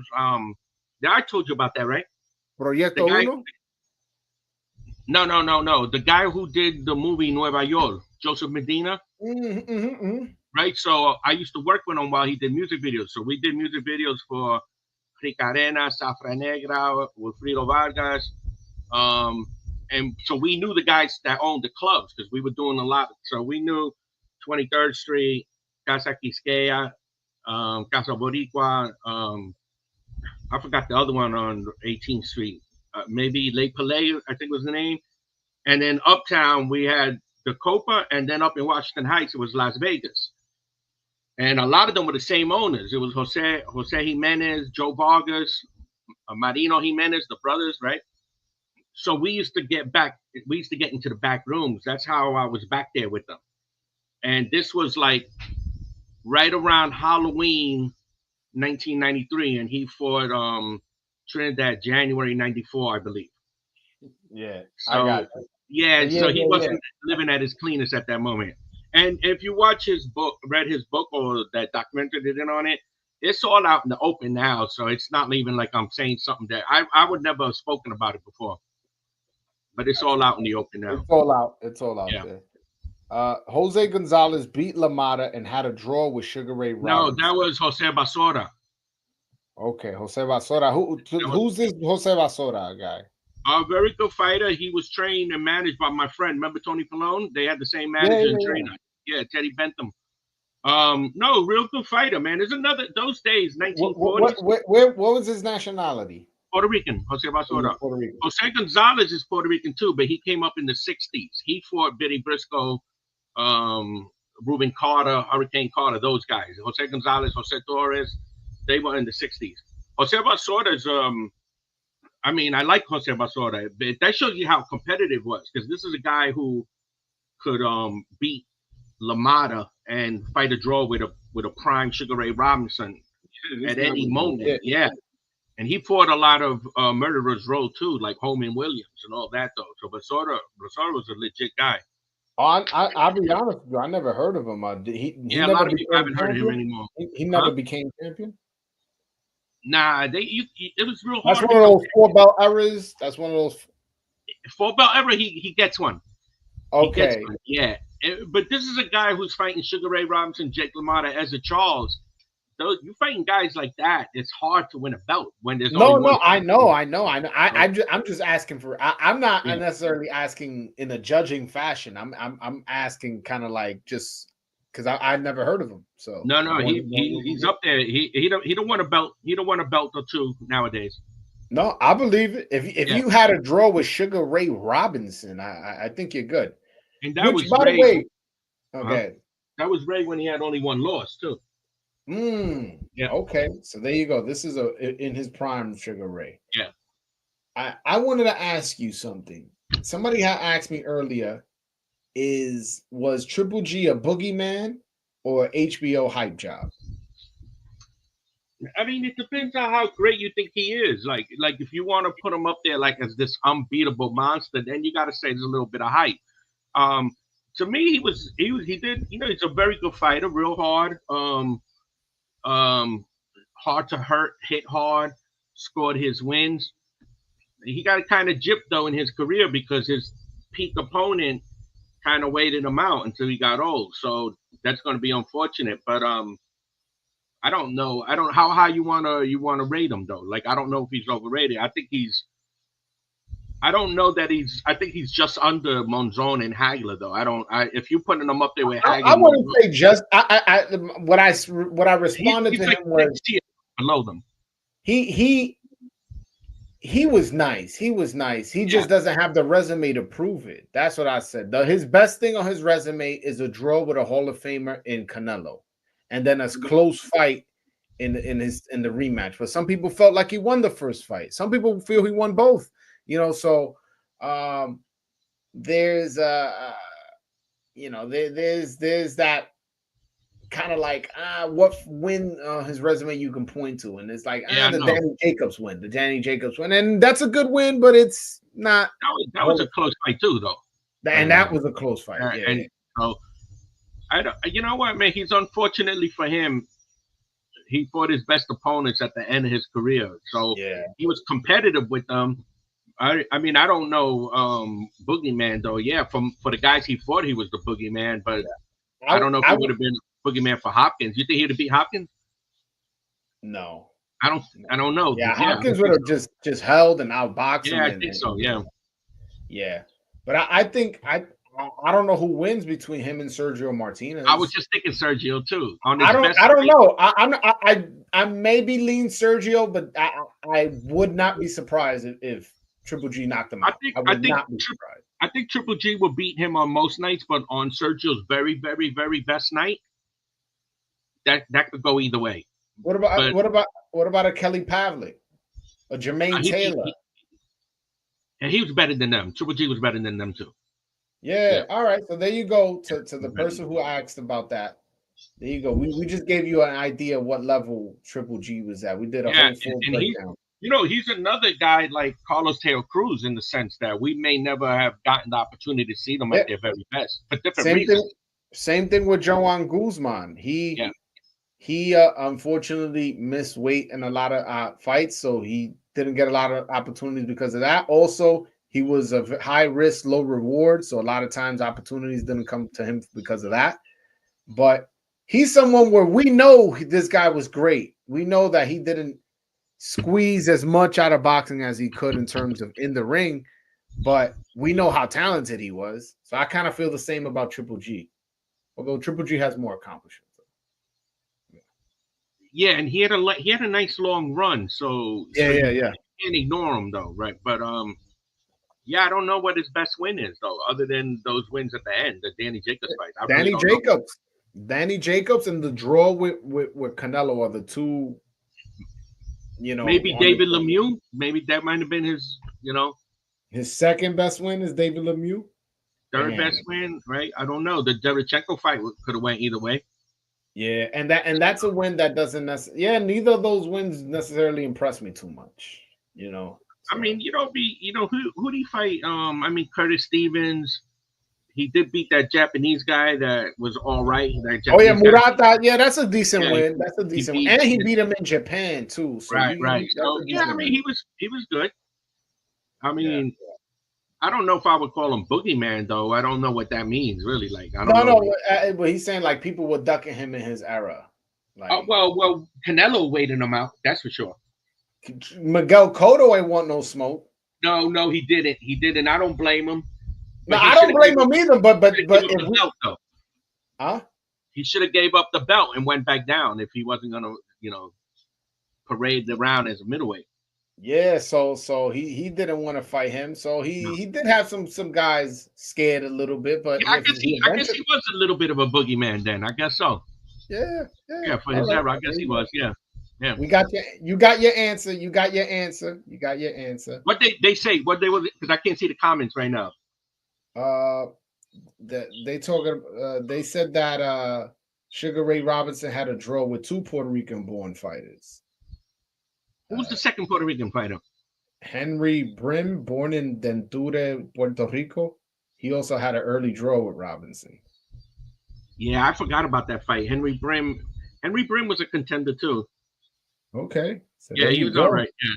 You know, remember these guys are fighting 15 times a year though, so you're gonna have that night where you fight down to the level of your opponent though. You Yeah, know, a lot of you may be tired from your last fight or something. yeah, whatever. You know, you're fighting in third gear. You know, you're not putting in full throttle sometimes, or a guy just sneaks up on you.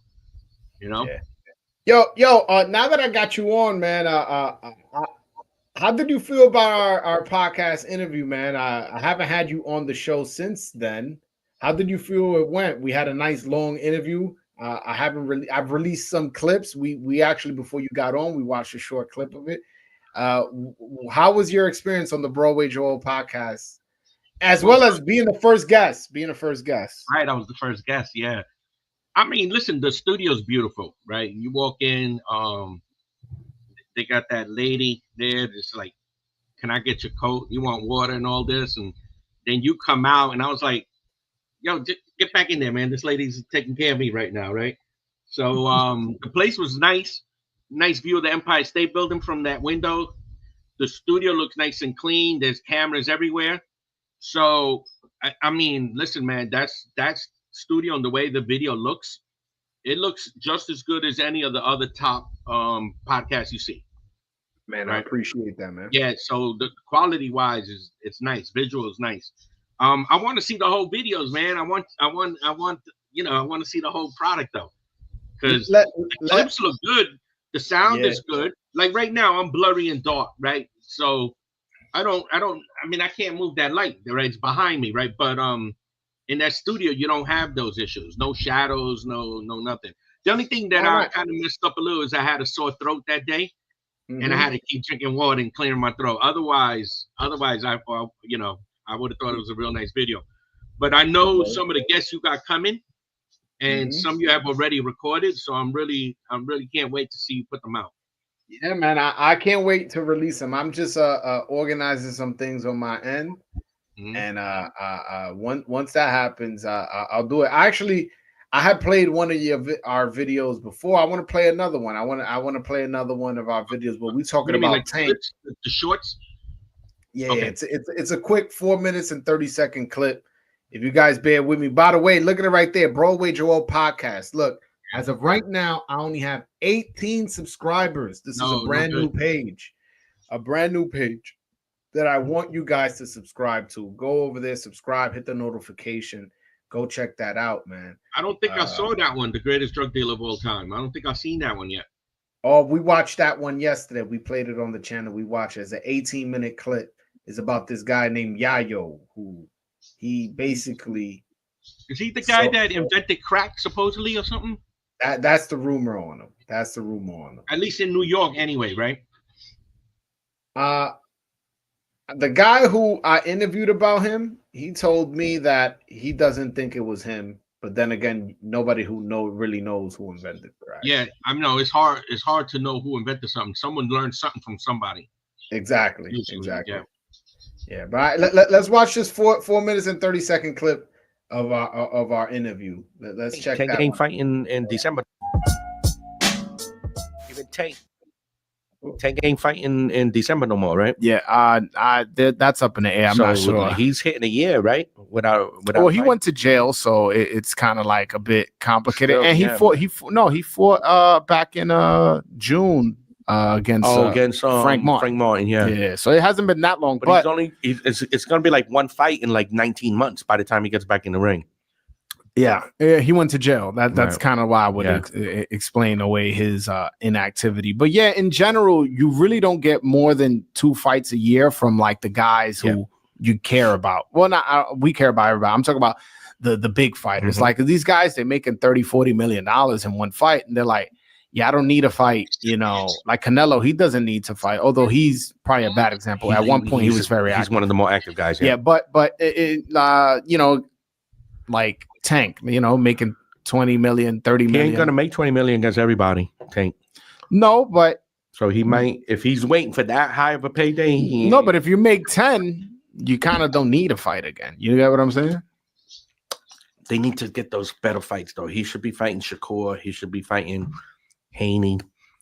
Yeah, you know. I agree. I think unfortunately his age and his hype combined with his age doesn't match his resume. I think he's as talented as they say he is. Yeah. But I think in order for like the real boxing guys, he's Joan Guzman in talent wise. Yo, bro, when you said he's Joan Guzman, that really made me think, because like Joan Guzman, as to this point, kind of has had a similar career to what Tank has, where we know he's good. And his resume isn't terrible, but we kind of want to see him against the top guys. And I feel like that was a great comparison that you did there. One that I don't know how I didn't see. The only thing is, I think Tank might be getting more offers from the big if Tank wanted one of the bigger fights, like Tank is a shot caller, so he could get them. I don't think Joan. Yeah, that's the only difference, I think. Yeah, for sure. All right, let's play the rest of the video. Hold on. Maybe anyway. That's a good way of putting it, because nobody ever, like, I've talked to many Dominican boxing haters, and not one of them, not one time have people go, and even Joan Guzman wasn't that good. Not one single time have I gotten that, and I got some haters. So I know that's a great comparison. Tank, nobody says he sucks. Nobody says he's not talented. But when you look at his resume, it's a bit light. You know what I'm saying? It's not. He hasn't fought complete bums. No, he's a great fighter. Well, I mean, do you want to call him great against the level that he's fighting? You can. I don't think you can call him great. You can quite. Yeah, exactly. But you know, the Hector Luis Garcia. Hector Luis Garcia is a big guy. I know he moved him up from 30. He's not a little guy. Right. That was a solid win. You know, he has the fight against Pedraza at the time. Now he got to take more chances then. But you can't keep stacking up solid wins and expect people to put you number 2, number 1 in pound for pound. Yeah. You got to start fighting these guys.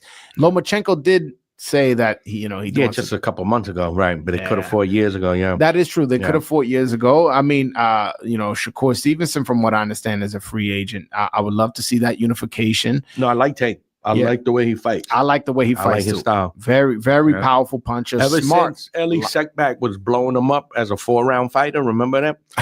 I've been watching him then, because when I first saw him, there was something real old school about him, about the way he fought. And he looks like in the ring, he's doing things that are not taught.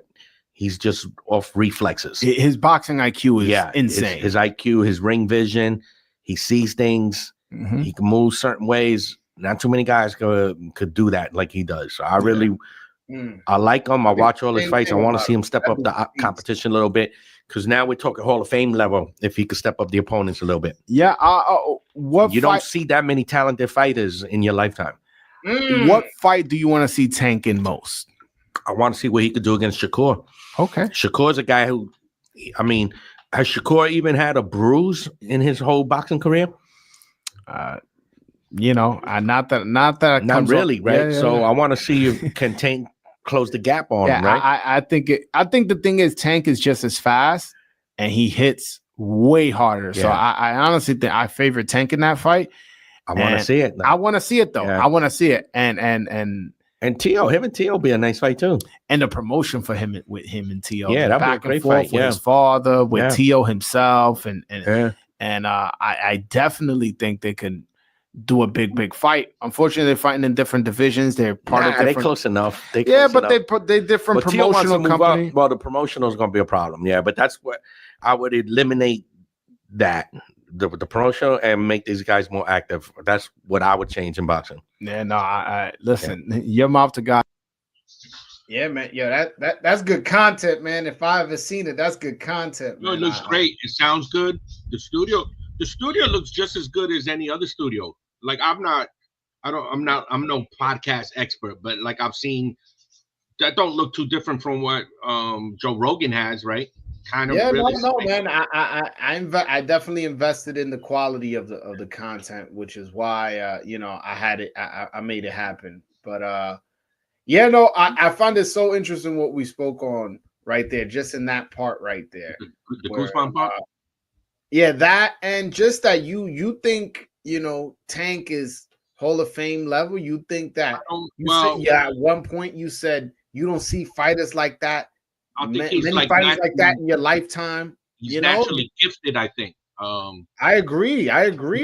He looks like somebody that was probably doing some of those moves when he was 10 years old. So he just got some. he's like a cobra in there where he got certain reflexes and I mean, incredible timing and everything. So, but can he do that against the top guys? Can he do that against, that's what we got to see consistently. And then, we're putting him up there with Aaron Pryor, if that's the point. No, because I can see how, Tank is okay with giving up these early rounds, and because he's figuring you out and he knocks you out. But what if in the process of you figuring out a Shakur, you're just losing rounds, and that big punch never lands, You just described Hagler Leonard right there. That's what was happening there. Hagler was catching him, he was keeping it close, but it's a big risk fighting that way. I don't think Tank is losing those rounds on purpose though. I think if he could take the guy out, I think he's figuring them out. I think he's trying to figure them out, and once he figures them out, that's when he's like, all right, I may have lost some rounds. Is that what you see as well? I think if the opening is there in round one, he's taking it. I think some guys he just needs a couple rounds to find something. I think he's very conservative when he lets his hands go. Oh, I wanted to tell you something. I was gonna save it for next time I had you in studio for my interview, but do you know why I chose you to be my first guest on my podcast? I thought it was because that someone didn't show up. I honestly thought that, man. No. I wanted it to be you. I wanted it to be you. I thought you was getting the investigative journalist first. No. Honestly, I was gonna get you, but then something had come up on your end, so I didn't do it with you. So then I went to him. And then he couldn't do it, and then it went back to you. That's how it was. Okay. Well, so keep on. So the reason, because I look at you as, I look at the boxing market, and I think there's a gap in a boxing historian. I think for a long time it was Bert Sugar, the guy who went on TV and spoke about boxing history, and I think I found the next Bert Sugar, if you will. Man, don't tell me that, man, because I only had one interaction with Bert Sugar. Yeah. Right, in person.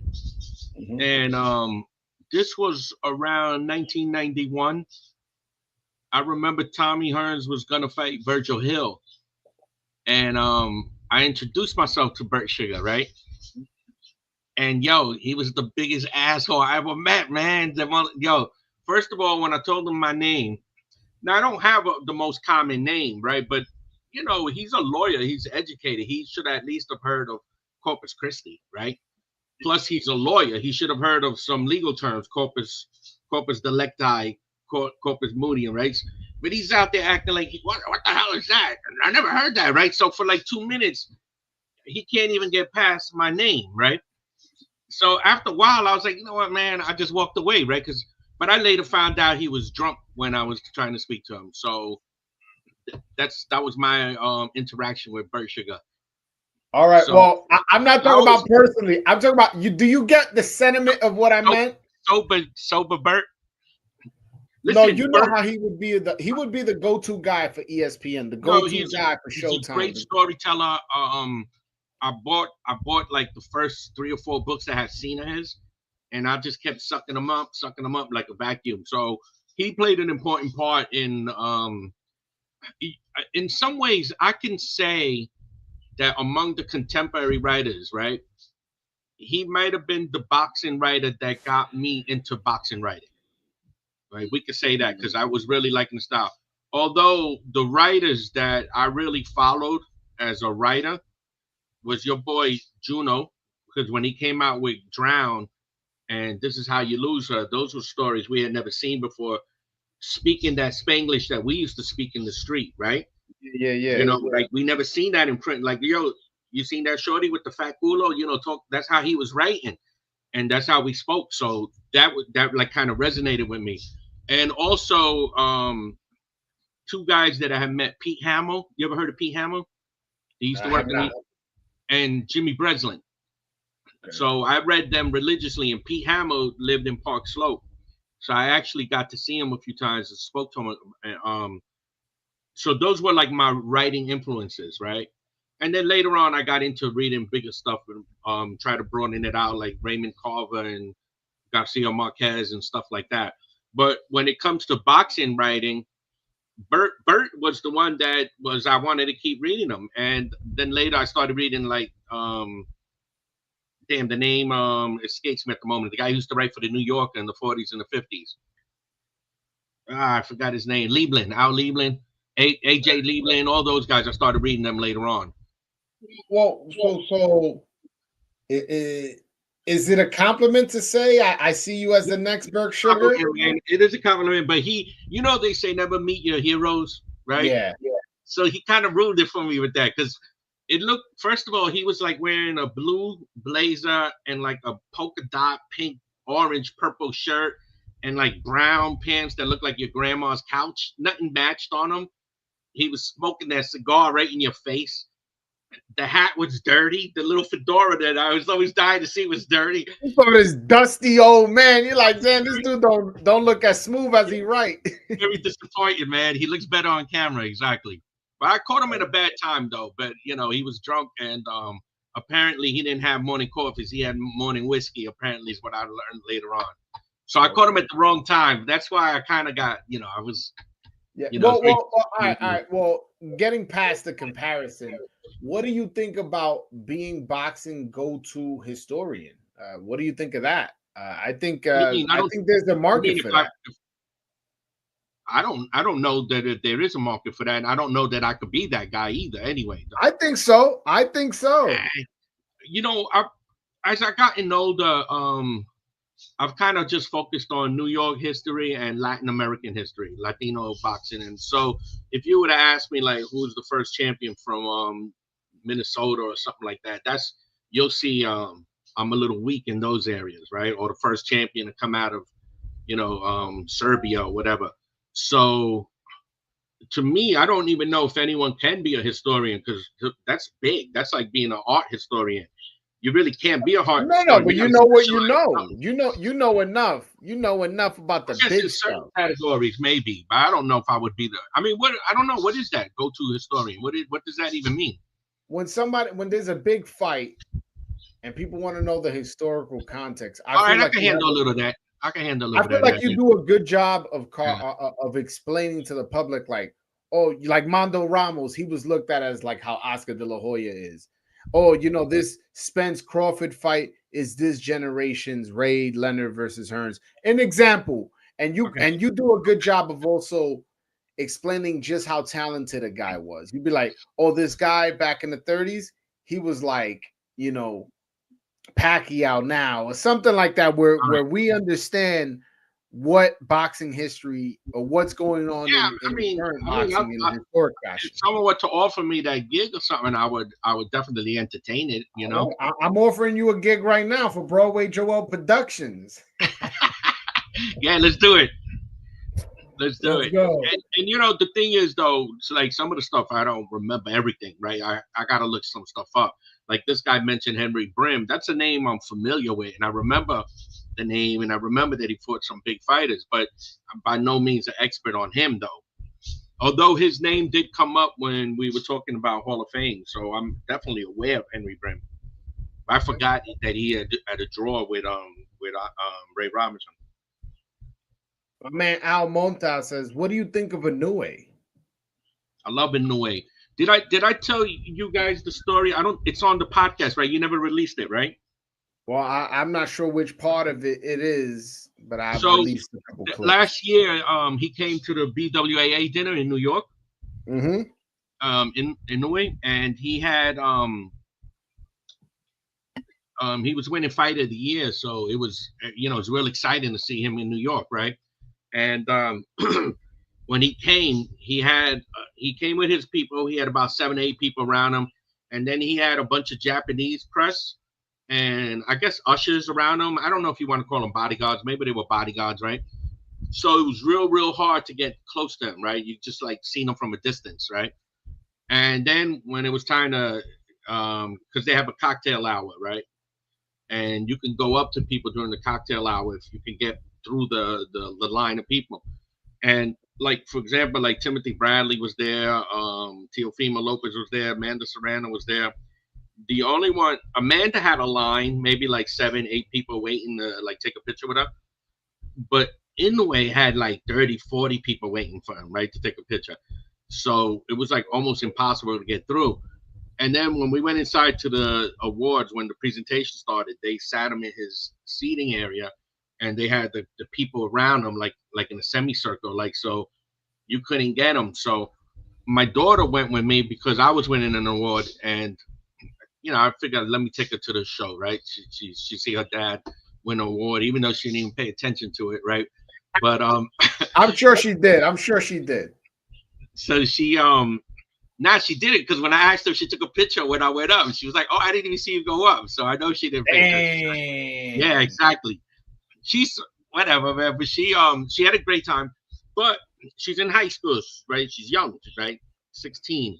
Well, no, she was 15 at that time, right? Because that was a couple of months back. And they didn't she don't know nothing about boxing, right? She don't care about boxing.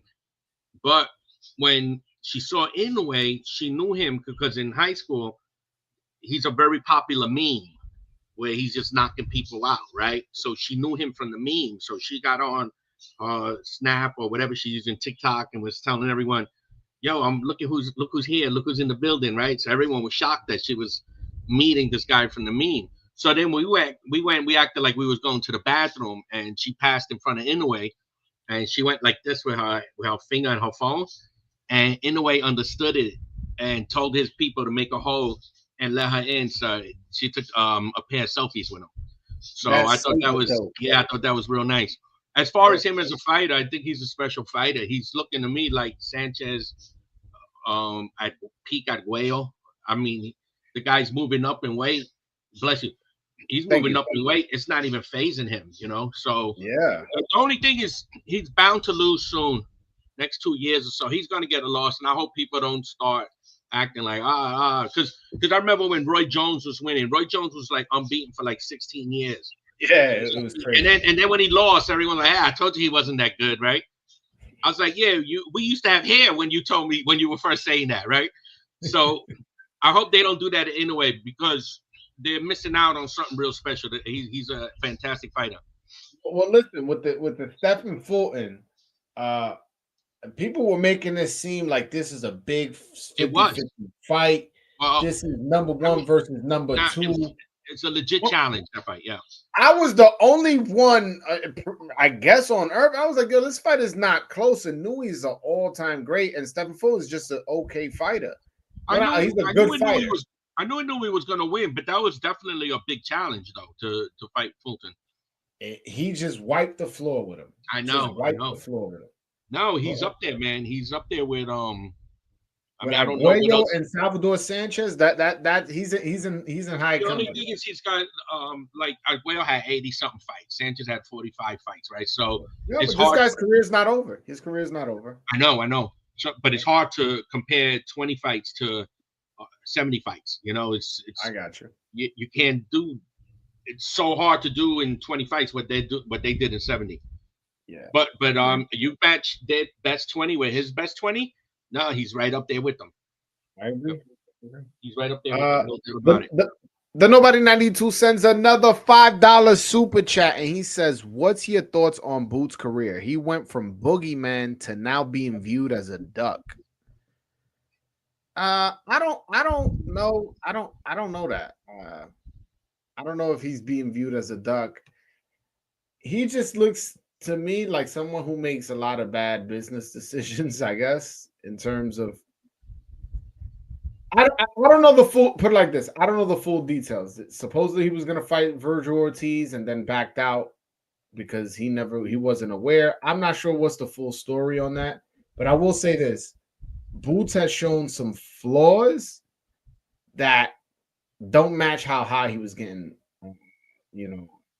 ranked based off beating nobody. He's getting hit very clean in pretty much every fight and struggled a bit in his last fight. Took a lot of unnecessary shots. It's not that he got hit, it's that punches that were just unnecessarily was landing on him, which I have more of a problem with. So I'll say we still got to see more of him. But yeah, I guess you could say he was a little bit overrated, but I'm not going to call I'm not gonna call him a hype job or or anything like that. Or Duck. I'm not also gonna call him Duck. Well, what's your thoughts on Boots? I mean, that's the problem with when you fight so infrequently, right? Because Yeah. 25 years ago, the guy would have fought twice since you don't even remember the bad outing anymore, right? Yeah. So that's what's fresh in everyone's mind because you ain't fighting nobody. And then this guy that he kind of had a hard time with is a guy he beat before, so it ain't looking good for him. I wish we were back in the 80s because he'd have been fighting in at the end of January. We wouldn't even be talking about that, whether or not he's a duck. But because they only fight 7-8 months, every 7-8 months, now we got to go half a year with him. He gotta live with this title because people are all calling him a duck. So I mean, I think eventually he's got to fight, got to take on a big challenge, and we'll see then. I think he's a work in progress. They're talking about him fighting Stanionis, which I think is a good fight. That's a nice fight, yeah. You know, Again, that's why. Yeah, what's the holdup? What's the holdup? Exactly. No, I agree. What's the holdup? What's the holdup? So that's on them, though. They want to live with this one fight every 8 months. Then you got to live with it. We are only, how people used to say you're only as good as your last fight. All right, well then that was your last fight, and that's what you got to live with for the next 8 months, right? Yep. So we'll see. I think the jury's still out. I wouldn't give him neither the great title nor the duck title yet. I think he's a work in progress, and we're about to find out because he can't keep turning fights down much longer. He's going to have to step up eventually, and he may surprise us. He may shine. We'll see. Yeah. Yep. Somebody wrote Joan Guzman versus El Inca Valero would have been a great fight. Man, what's your opinion on Edwin Valero? Man, leave that nut behind bars. That's my opinion with him about him. They should have put him behind bars even sooner. No, he's a fantastic fighter, but you know what? I do think Guzman was better than Antonio DeMarco, and Antonio DeMarco took him a couple rounds. So maybe Guzman's defense, maybe he could have stuck around for the decision and won a decision from him. I would have picked Joan to beat him. I would have picked Joan to beat him. Yeah. And I remember there was an interview where they asked him, "Who's the best 130?" And he said and Valero said Joan Guzman. He was like, "Wait a minute." He knows what's up. Yeah. Yeah, he said, "Wait a minute." I thought he goes, I was expecting you to say Pacquiao. He goes, "No, you asked me who's the best. Now, if you asking me who's making what fight's gonna bring me the most money, I'll fight Pacquiao. But who's the best is Joan Guzman." So he knew. If anything, Valero knew that they were on the same level. So whatever you think of Valero thought he was the best. That would have been a great fight. That would have been a great fight, and it's a shame because Valero was such an exciting fighter, but he was an animal outside the ring. I know. Yeah. I know. Yeah. For those who don't know, Valero killed the mother of his wife, the mother of his kids, his wife, went to jail, and then hung himself. Yeah. This guy was bad guy. Almonta says, "Who is your number one pound for pound?" My number one is Naoya Inoue. I could make an argument for Usyk. Yeah, just between them two. But I'm gonna go Inoue because he's getting these dudes changing their diaper and getting them the fuck up out of there. You know what I'm saying? He's not no decisions. There's no questions. There's no nothing as to who he's gonna beat. What happens at the end of his fights? He's knocking motherfuckers out, and when he's not knocking them out, it's very clear decisions. So I'm gonna go Inoue number one pound for pound. How about you? I mean, I feel like Usyk maybe has a slightly better level of opponents, right? But I think Inoue's knockout punch separates him though from Usyk. Otherwise, I think it'd be probably Usyk. But I'll go with Inoue for now. And they're going back and forth every time one fight. Going back and forth. Yeah, what helps Inoue's argument too is that he's so active. Yeah, he's active and he's getting knockouts. So every year he's getting 2-3 knockouts in 1 year, and it's like, all right, what are you doing?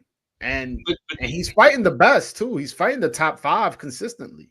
But this is like asking, who was a better baseball player? Willie Mays or Mickey Mantle. I mean, it's like you could be either one and you're fine, right? But Exactly. What do you like better? Is where it comes down to. I agree.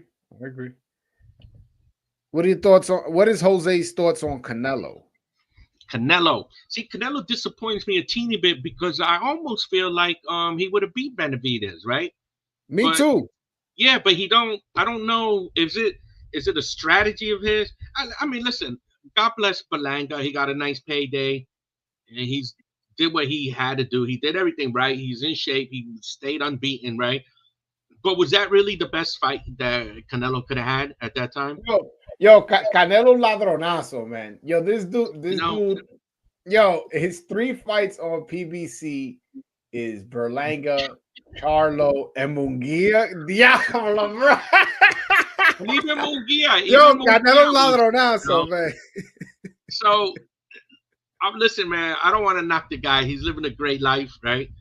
I think he's a fantastic fighter, but I think now he's kind of turned into, he's like, I mean, he ain't too different from Jake Paul, the way he's kind of selecting his opponents, you know? Man.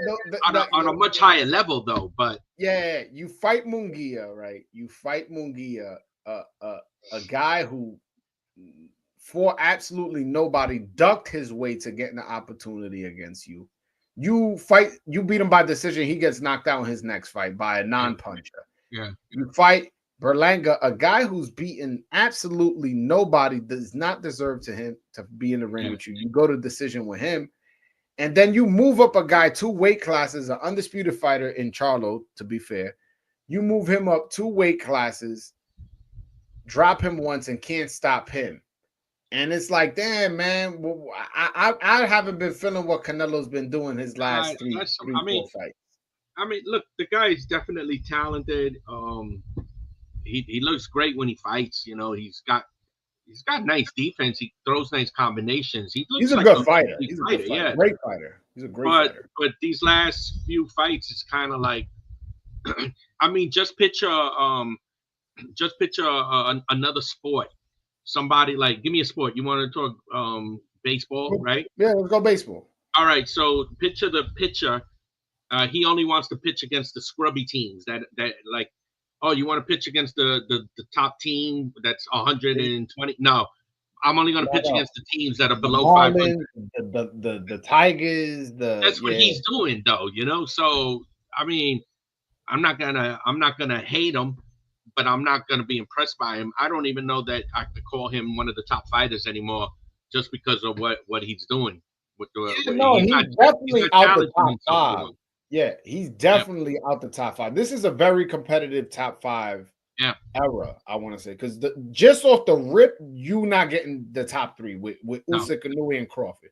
That's just off the rip. Then you got Beterbiev. You got Beterbiev. Bivol, Beterbiev and Bivol are neck and neck, plus Bivol beat him. Yeah. Right? And then you got Bam. Bam right there. That's right. I think that's 6 we just mentioned. Yeah, he's at, you know. Yeah. So that's 6 fighters right there off the rip that are ahead of him. And that's without us really sitting down thinking which fighters and stuff like that. I think it's a shame. Because I do believe he's a special fighter, a special talent. But you know, he's had a long career. He's had a long career. I'm not gonna knock him. You know, he looks like somebody that's on the sunset. I am gonna knock him about not fighting Benavidez. His first fight on Amazon Prime, it should have been against Benavidez. Now that fight is never gonna happen. That fight is never gonna happen now. The excuse he gives, oh, that guy never fought nobody. But then you turn around and fight Munguia and Berlanga. So now it ain't, you know, it ain't. Yeah. So, and I was with him at some point because I'm like, yo, the guy had beaten nobody, but then he beats Plant, and then he beats Andrade. So I'm like, okay, the guy earned his spot. It's very hard to defend how Canelo's been acting the last couple of fights. So, yeah, I don't respect it. I really can't be a fan. I'm not dying to see him in the ring again. Unfortunately, depending against who. Yeah, the only I'll be honest with you, I don't want to see him fight again unless it's Benavidez or the winner Bivol Beterbiev, which I don't think he'll do. That's how it's getting, yeah. So, like, who you're gonna fight? William Skull? Like, I'm not gonna be interested in William Skull. Who is gonna fight? Yeah. You know, and yo, don't be surprised. Don't be surprised if he fights Carlos Adames, if Adames beats this guy, Shiraz, if in his next fight he fights Carlos Adames, moves him up in weight, promotes it as a former world champion, and defends his title, and the WBC makes him an automatic mandatory because he was a WBC champion at 160. Don't be surprised something like that don't happen. No, I wouldn't be surprised. I wouldn't be surprised if he fights Jake Paul, or that wouldn't shock me either. Yeah, man, it's a shame that boxing has, just melted to this. There's certain good things that have happened, but things like this where a fighter is blatantly not taking competitive fights, it's a shame. It's a shame. I liked him when he was fighting in Lara, when he was fighting Cotto, when he was fighting James Kirkland. Yeah, Triple G. Yeah, even Triple G. I mean, you know why he kind of waited, but you know what? No, but Triple G was still undefeated at the time. Yeah, I know, but you know what? It was a new division, whatever. But the way he's acting now, it's like hard to be a fan of it and hard to respect it, really, like on a top level. Yeah, no, I agree. I want to read you off my awards for last year 2024, and then I want your opinion, and then we'll end the show on that note. Is that okay with you? Yeah. What do you mean the award? What do you mean the award? Like fighter of the year, prospect of the year, fighter of the year, KO of the year. All right, go ahead.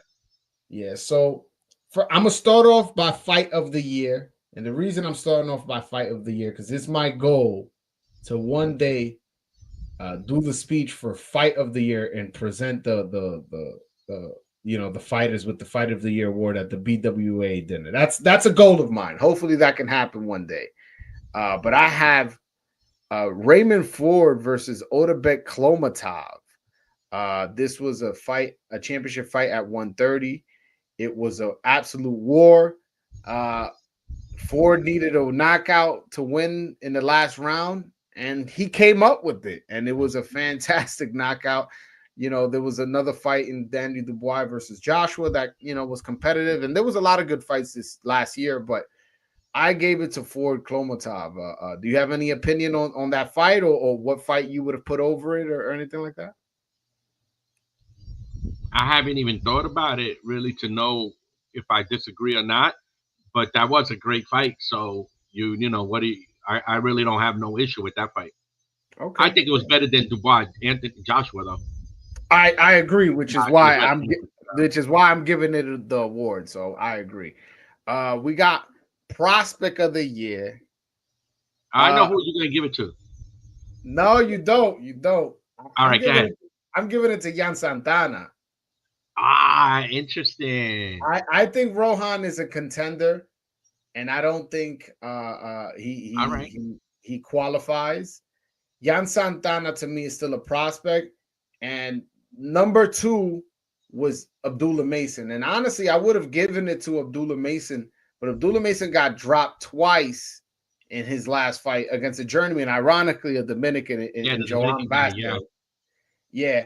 And Yan Santana took on 2 really tough veterans and performed very well in both of them. And I honestly, I'm higher on Yan Santana than I am Abdullah Mason. So I'm like, why am I even second guessing myself? This is my channel. I'm giving it to Yan Santana. What's your thoughts? Mason's fight was probably better than Dubois AJ too, I think. In some ways, when he got up twice. A little 2-round fight, fun 2-round fight.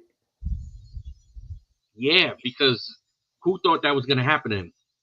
Yeah, no. And those are hard knockdowns. Especially when the Dominican guy went down, too. Yeah.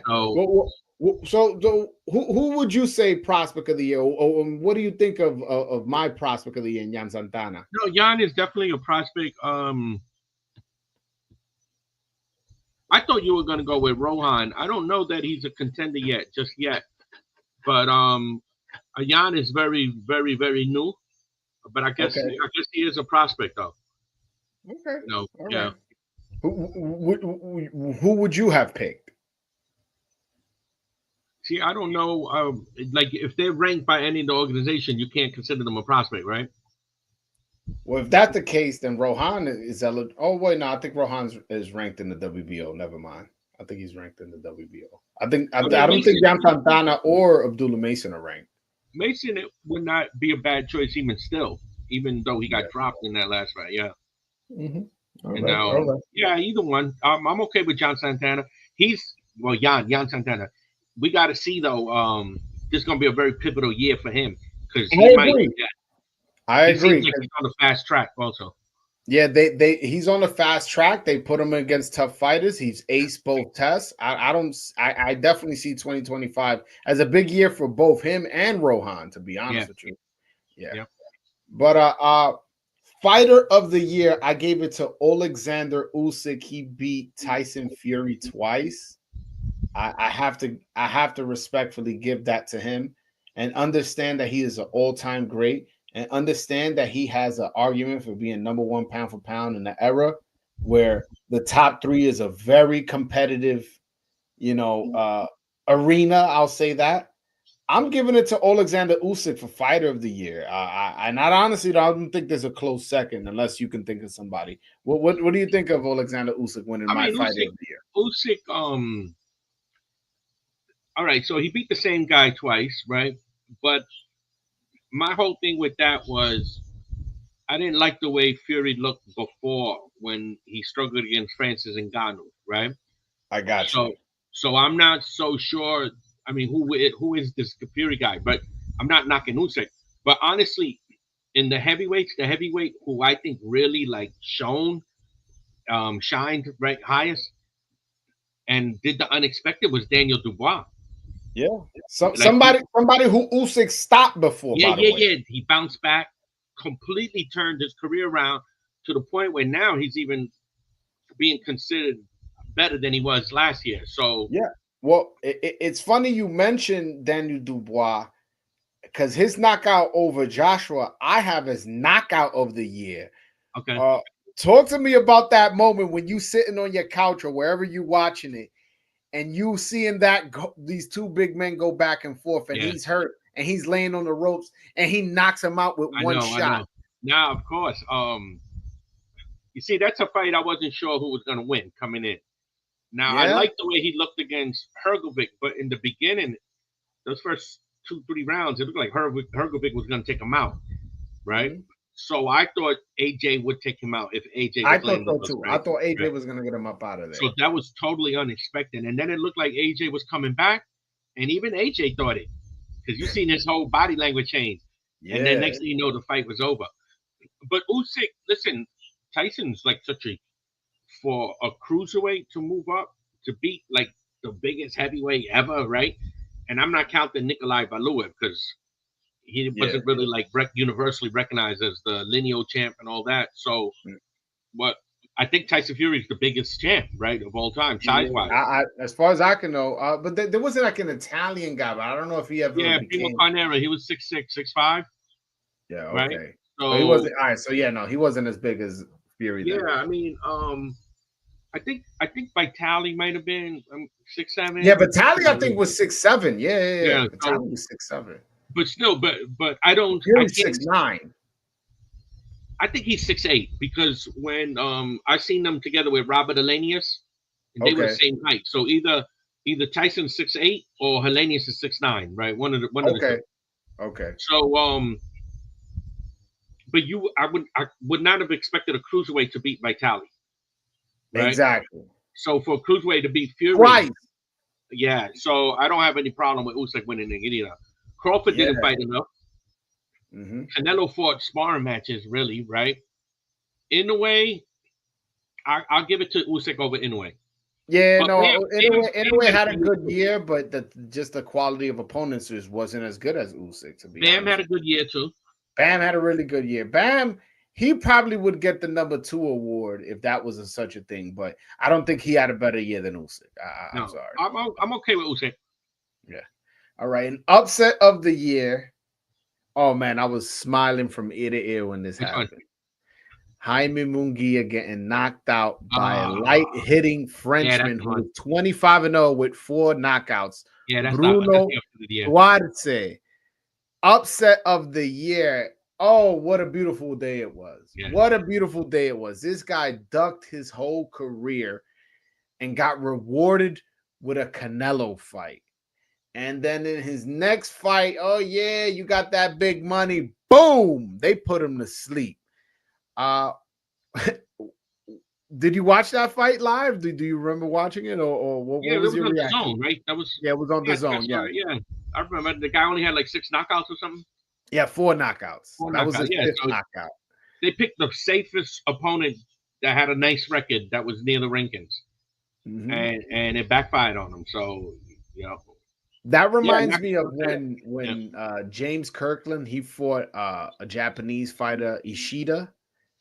And this guy had that's the guy I was talking about when also Triple G beat Ishida also. Yes. Yeah. But yeah, that guy was like a light hitting guy, not very well known. Yeah, but James Kirkland had just got out of prison and was knocking shit out, and then boop, he got knocked out. Like 3 times he went down. Yeah, he went down, and then he just James Kirkland, honestly, he just had no defense and no chin, and that's a bad combination to have. Yeah, that's a bad combination to have. But no, man, that was my all the awards.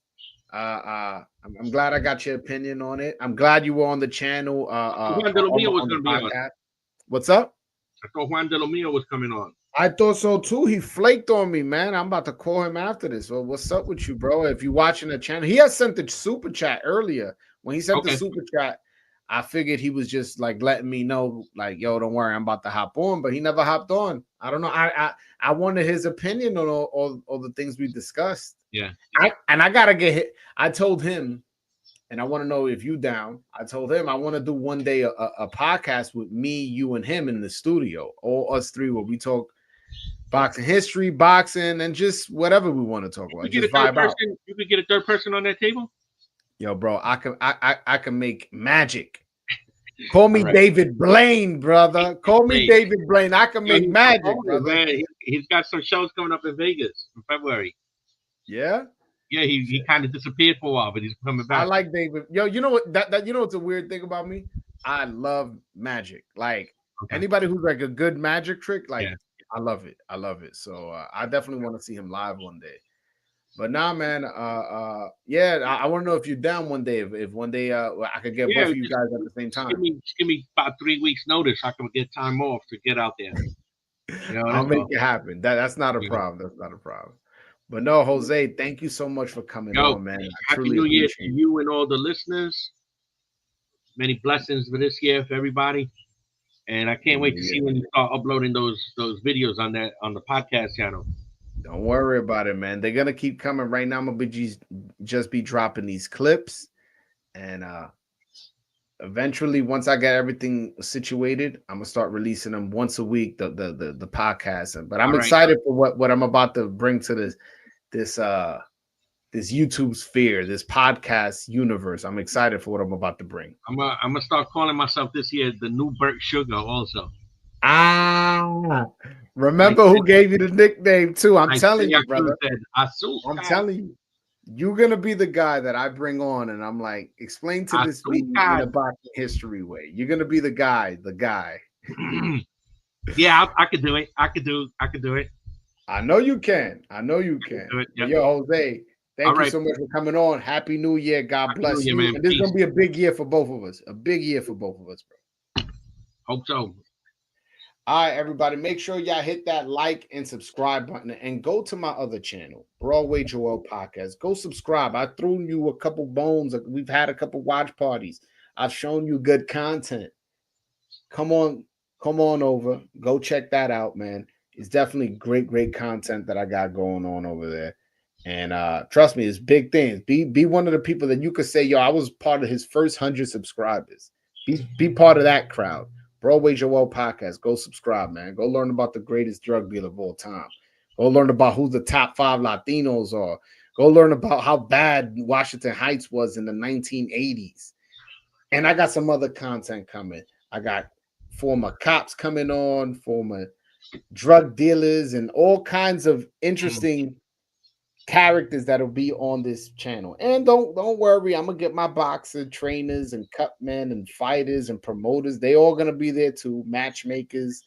But it's not just going to be about boxing. And I want everybody watching here to go to my channel with an open mind as to, all right, he's not only going to talk about boxing, he's going to talk about some other stuff. And a lot of stuff y'all already into. A lot of the times you guys already into listening about true crime and stuff like that. And our stories, us Latino stories, haven't been told properly.